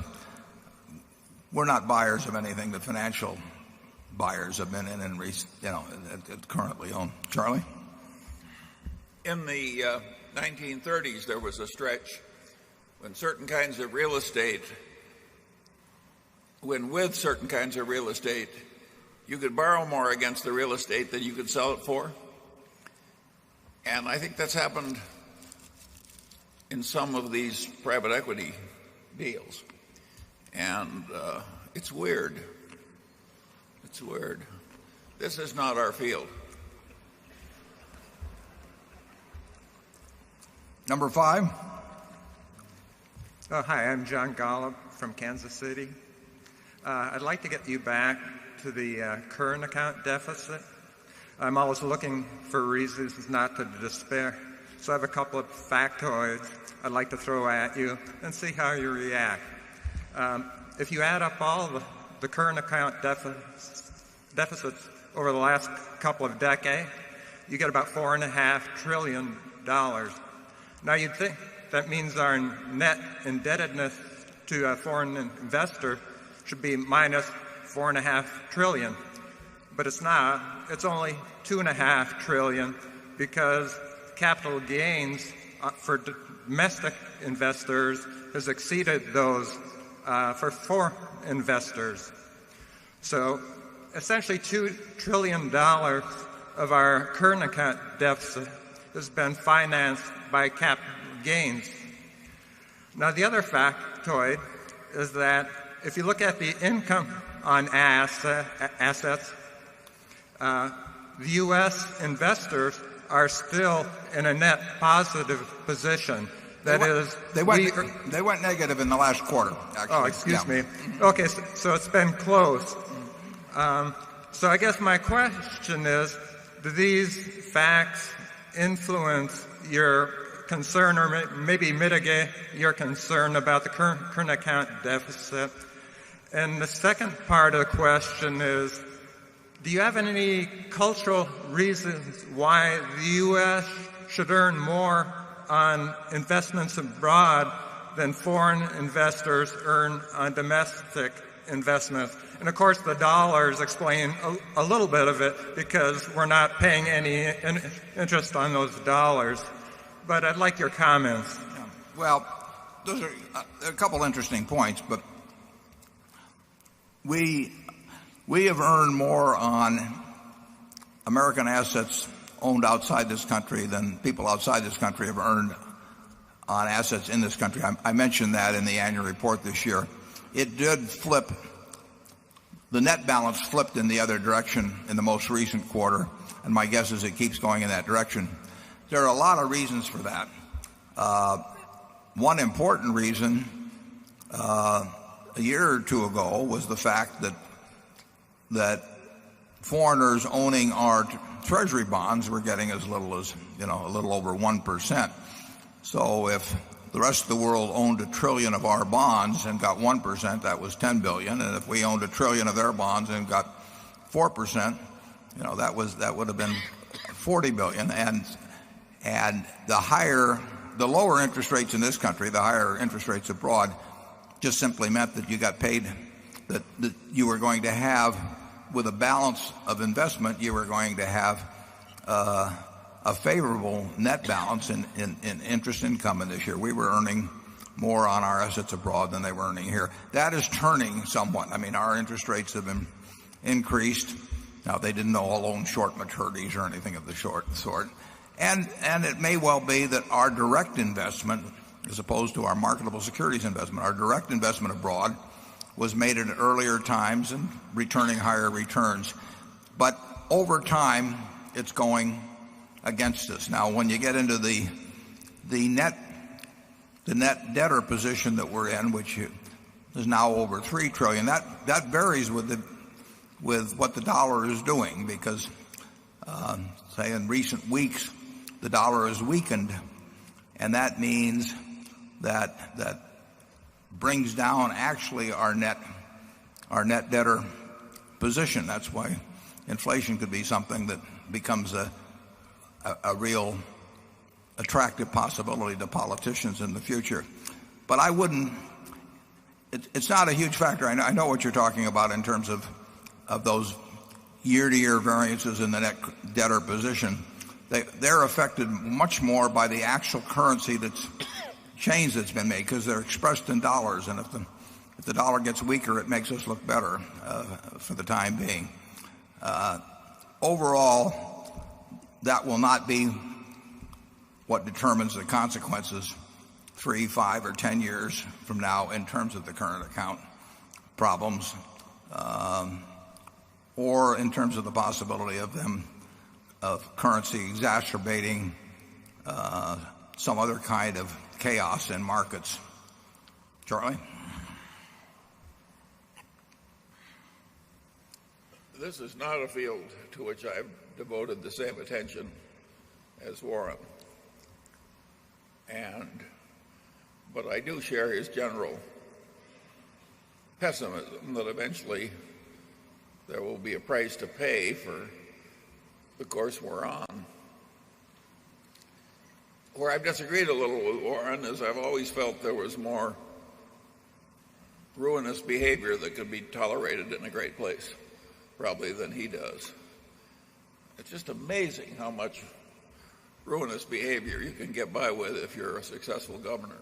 Now, if you start with a lousy reputation as a government, it doesn't work that well. But when you start with the reputation the United States had, the people who expected instant calamity, I think, were wrong.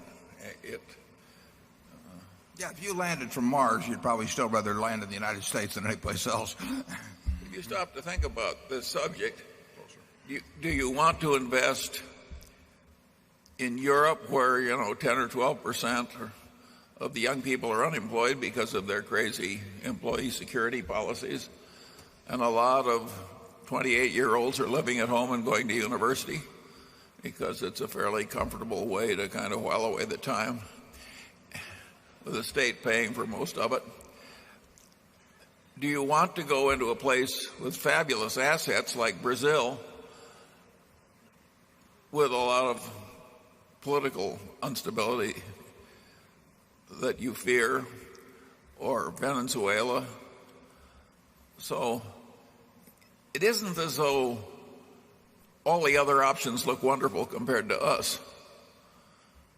And so I don't think it's just totally irrational that everybody still likes the United States in spite of its faults. And so that gives me some feeling that what I would regard as fiscal misbehavior on our part could go on quite a long time without paying the due price. Yeah, and I agree with that. Although there's always the potential when you're doing something dangerous, it can get accelerated. Generally speaking, if you had to bet on anybody to get away with misbehavior fiscally for a long time, you would bet on the United States, and we still think it's by far the best place to be, and we have a majority of our assets in it. We just recognize certain things going on that it could cause significant problems, particularly in markets.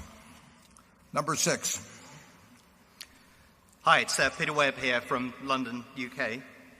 Your views on gambling are well known, and I think most people would agree that gambling is for the fiscally challenged. But when I look at the insurance industry, what I see as an industry, I can't even say it.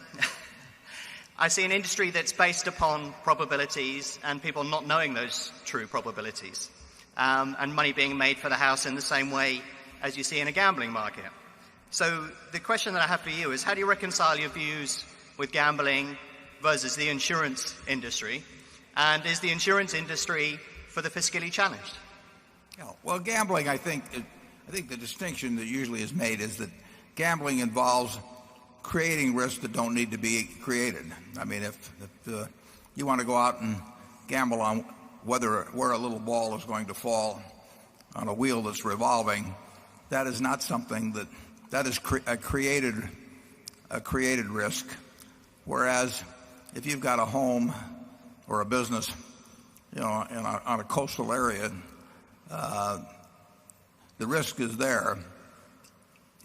It wasn't created intentionally. I mean, you can say you build in that place, and then the question is who bears it. So there's a transfer of, in the case of cat coverage, large existing risks as opposed to the creation of a risk that is not required. I mean, you can watch a football game without betting on it, but you can't live in a house, on a Florida coast without having a risk that your entire investment disappears. So that's the distinction, basically. I hope you're right that the house wins in both cases. And Charlie? Well, I don't think I can add to that either. The whole concept of the house advantage is a very interesting one in modern commerce. A lot of the investment management operations, which were not ordinarily spoken of in the past in croupier terms, but the terms of a lot of private equity investment now, I think the proprietors of the partnerships are taking a house edge that looks a lot like the rake of the croupier in Monte Carlo, except it's bigger. Is there anyone we've forgotten to insult? I'll make sure we don't miss anyone here. Number 7. I'm Tom Nelson from North Oaks, Minnesota. What are your thoughts on the issue of illegal naked short selling? Well, as you may know, I have a friend that's been fairly outspoken on that, and from our standpoint, we have no objection to anybody selling Berkshire short at all. The more shorts, the better, because they have to buy the stock later on, and some of our shareholders may make some money lending.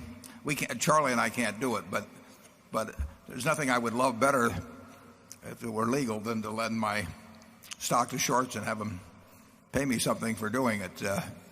I might want to get prepaid in certain cases.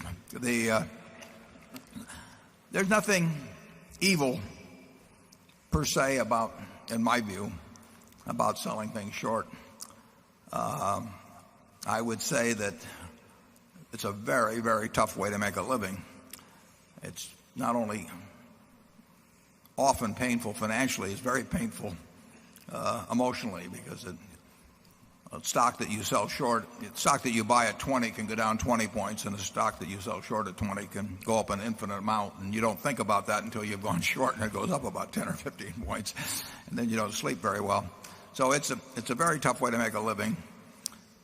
There are people on the short side that have done and that do things to try to make stocks go down, some of which are appropriate, some of which are inappropriate. There are people on the long side that have done the same sort of things go on.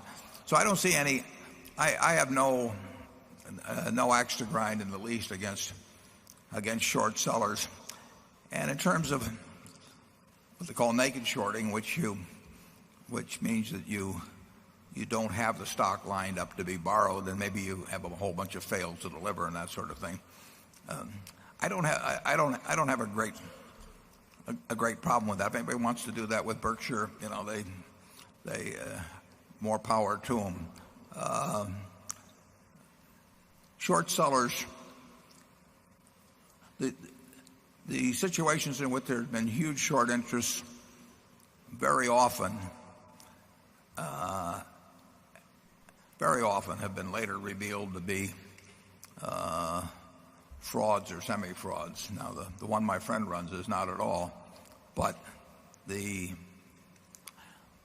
batting average, over the years, I probably had 100 ideas of things that should be shorted, and I would say that almost every one of them have turned out to be correct, and I'll bet if I'd tried to do it and make money out of it, I probably would have lost money. I would have had no fun, and the opportunity cost, as Charlie said, would have been enormous, because if somebody's running something that's semi-fraudulent, they're probably pretty good at it, and they're working full-time at it, and they've succeeded for a while, and they may keep succeeding, and if they succeed and you go in at X and it goes to 5X, all you're hoping after a while is that it goes back to X again or something of the sort. It's a very tough psychological game to play. Few people may be well suited for it. I would never put any money with a short fund, but not because I would think it would be ethically wrong. I just think that they're unlikely to make money. Charlie, do you have any thoughts on short selling or naked short selling? Well, I think you're absolutely right there in the sense that that would be one of the most irritating experiences in the world, to figure out something is crooked and foolish and so forth, and then short it at X and have it go to 3X. Now you're watching all these happy crooks splashing around in your money while you're meeting margin calls. Why would you want to go in hailing distance of an experience like that? Well, we've hit 3 o'clock. We're going to adjourn until 3:15. We will then have the business meeting of Berkshire, and you're all welcome to stay. You're all welcome to shop. You're all welcome to enjoy Omaha, and thanks for coming.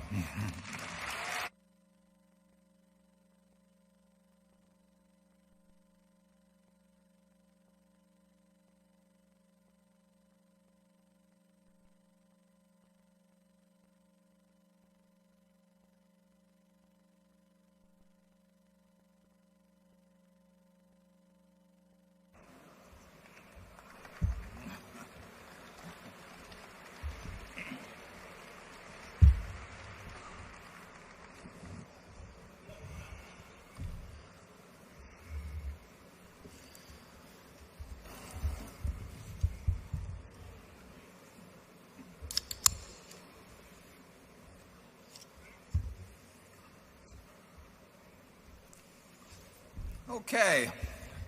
We will now convene the business part of the meeting. I introduced the directors to you before. Also with us today are partners in the firm of Deloitte & Touche, our auditors. They are available to respond to appropriate questions you may have concerning their firm's audit of the accounts of Berkshire. Mr. Forrest Crutter, the Secretary of Berkshire. He will make a written record of the proceedings. Ms. Becky Amick has been appointed Inspector of Elections at this meeting. She will certify to the count of votes cast in the election for directors. The named proxy holders for this meeting are Walter Scott and Mark Hamburg. Does the Secretary have a report of the number of Berkshire shares outstanding, entitled to vote, and represented at this meeting? Yes, I do. As indicated in the proxy statement that accompanied the notice of this meeting that was sent to all shareholders of record on March 8, 2006, being the record date for this meeting, there were 1,260,704 shares of Class A Berkshire Hathaway common stock outstanding, with each share entitled to one vote on motions considered at the meeting, and 8,407,392 shares of Class B Berkshire Hathaway stock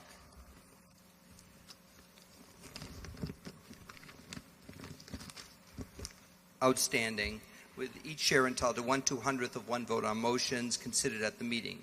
Of that number, 1,096,383 Class A shares and 6,417,676 Class B shares are represented at this meeting by proxies returned through Thursday evening, May 4.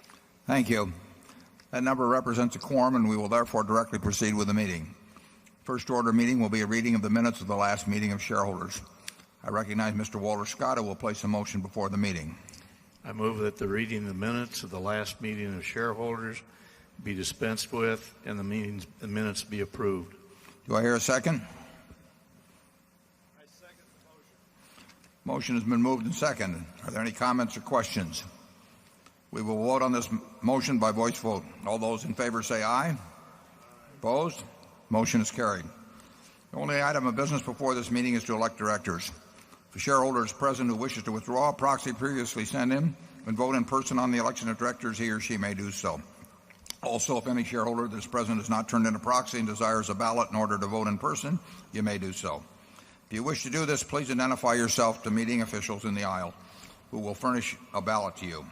Those persons desiring ballots, please identify themselves so that we may distribute them. I now recognize Mr. Walter Scott to place a motion before the meeting with respect to election of directors. I move that Warren Buffett, Charles Munger, Howard Buffett, Malcolm Chase, William Gates, David Godsman, Charlotte Guyman, Don Keogh, Thomas Murphy, Ron Olson, and Walter Scott be elected as directors. It has been moved and seconded that Warren Buffett, Charles Munger, Howard Buffett, Malcolm Chase, William Gates, David Gottesman, Charlotte Guyman, Donald Keogh, Thomas Murphy, Ronald Olson, and Walter Scott be elected as directors. Are there any other nominations? Is there any discussion? Nominations are ready to be acted upon. If there are any shareholders voting in person, they should now mark their ballots on the election of directors and allow the ballots to be delivered to the Inspector of Elections. Would the proxy holders please also submit to the Inspector of Elections a ballot on the election of directors voting in the proxies in accordance with the instructions they have received. Ms. Amick, when you are ready, you may give your report. My report is ready. The ballots of the proxy holders in response to proxies that were received through last Thursday evening cast not less than 1,125,034 votes for each nominee. That number far exceeds a majority of the number of the total votes related to all Class A and Class B shares outstanding. The certification required by Delaware law of the precise count of the votes, including the additional votes to be cast by the proxy holders in response to proxies delivered at this meeting, as well as any cast in person at this meeting, will be given to the Secretary to be placed with the minutes of this meeting. Thank you, Ms. Amick. Warren Buffett, Charles Munger, Howard Buffett, Malcolm Chase, William Gates, David Gottesman, Charlotte Guyman, Donald Keogh, Thomas Murphy, Ronald Olson, and Walter Scott have been elected as directors. Does anyone have any further business to come before this meeting before we adjourn? If not, I recognize Mr. Scott to place a motion before the meeting. I move that this meeting be adjourned.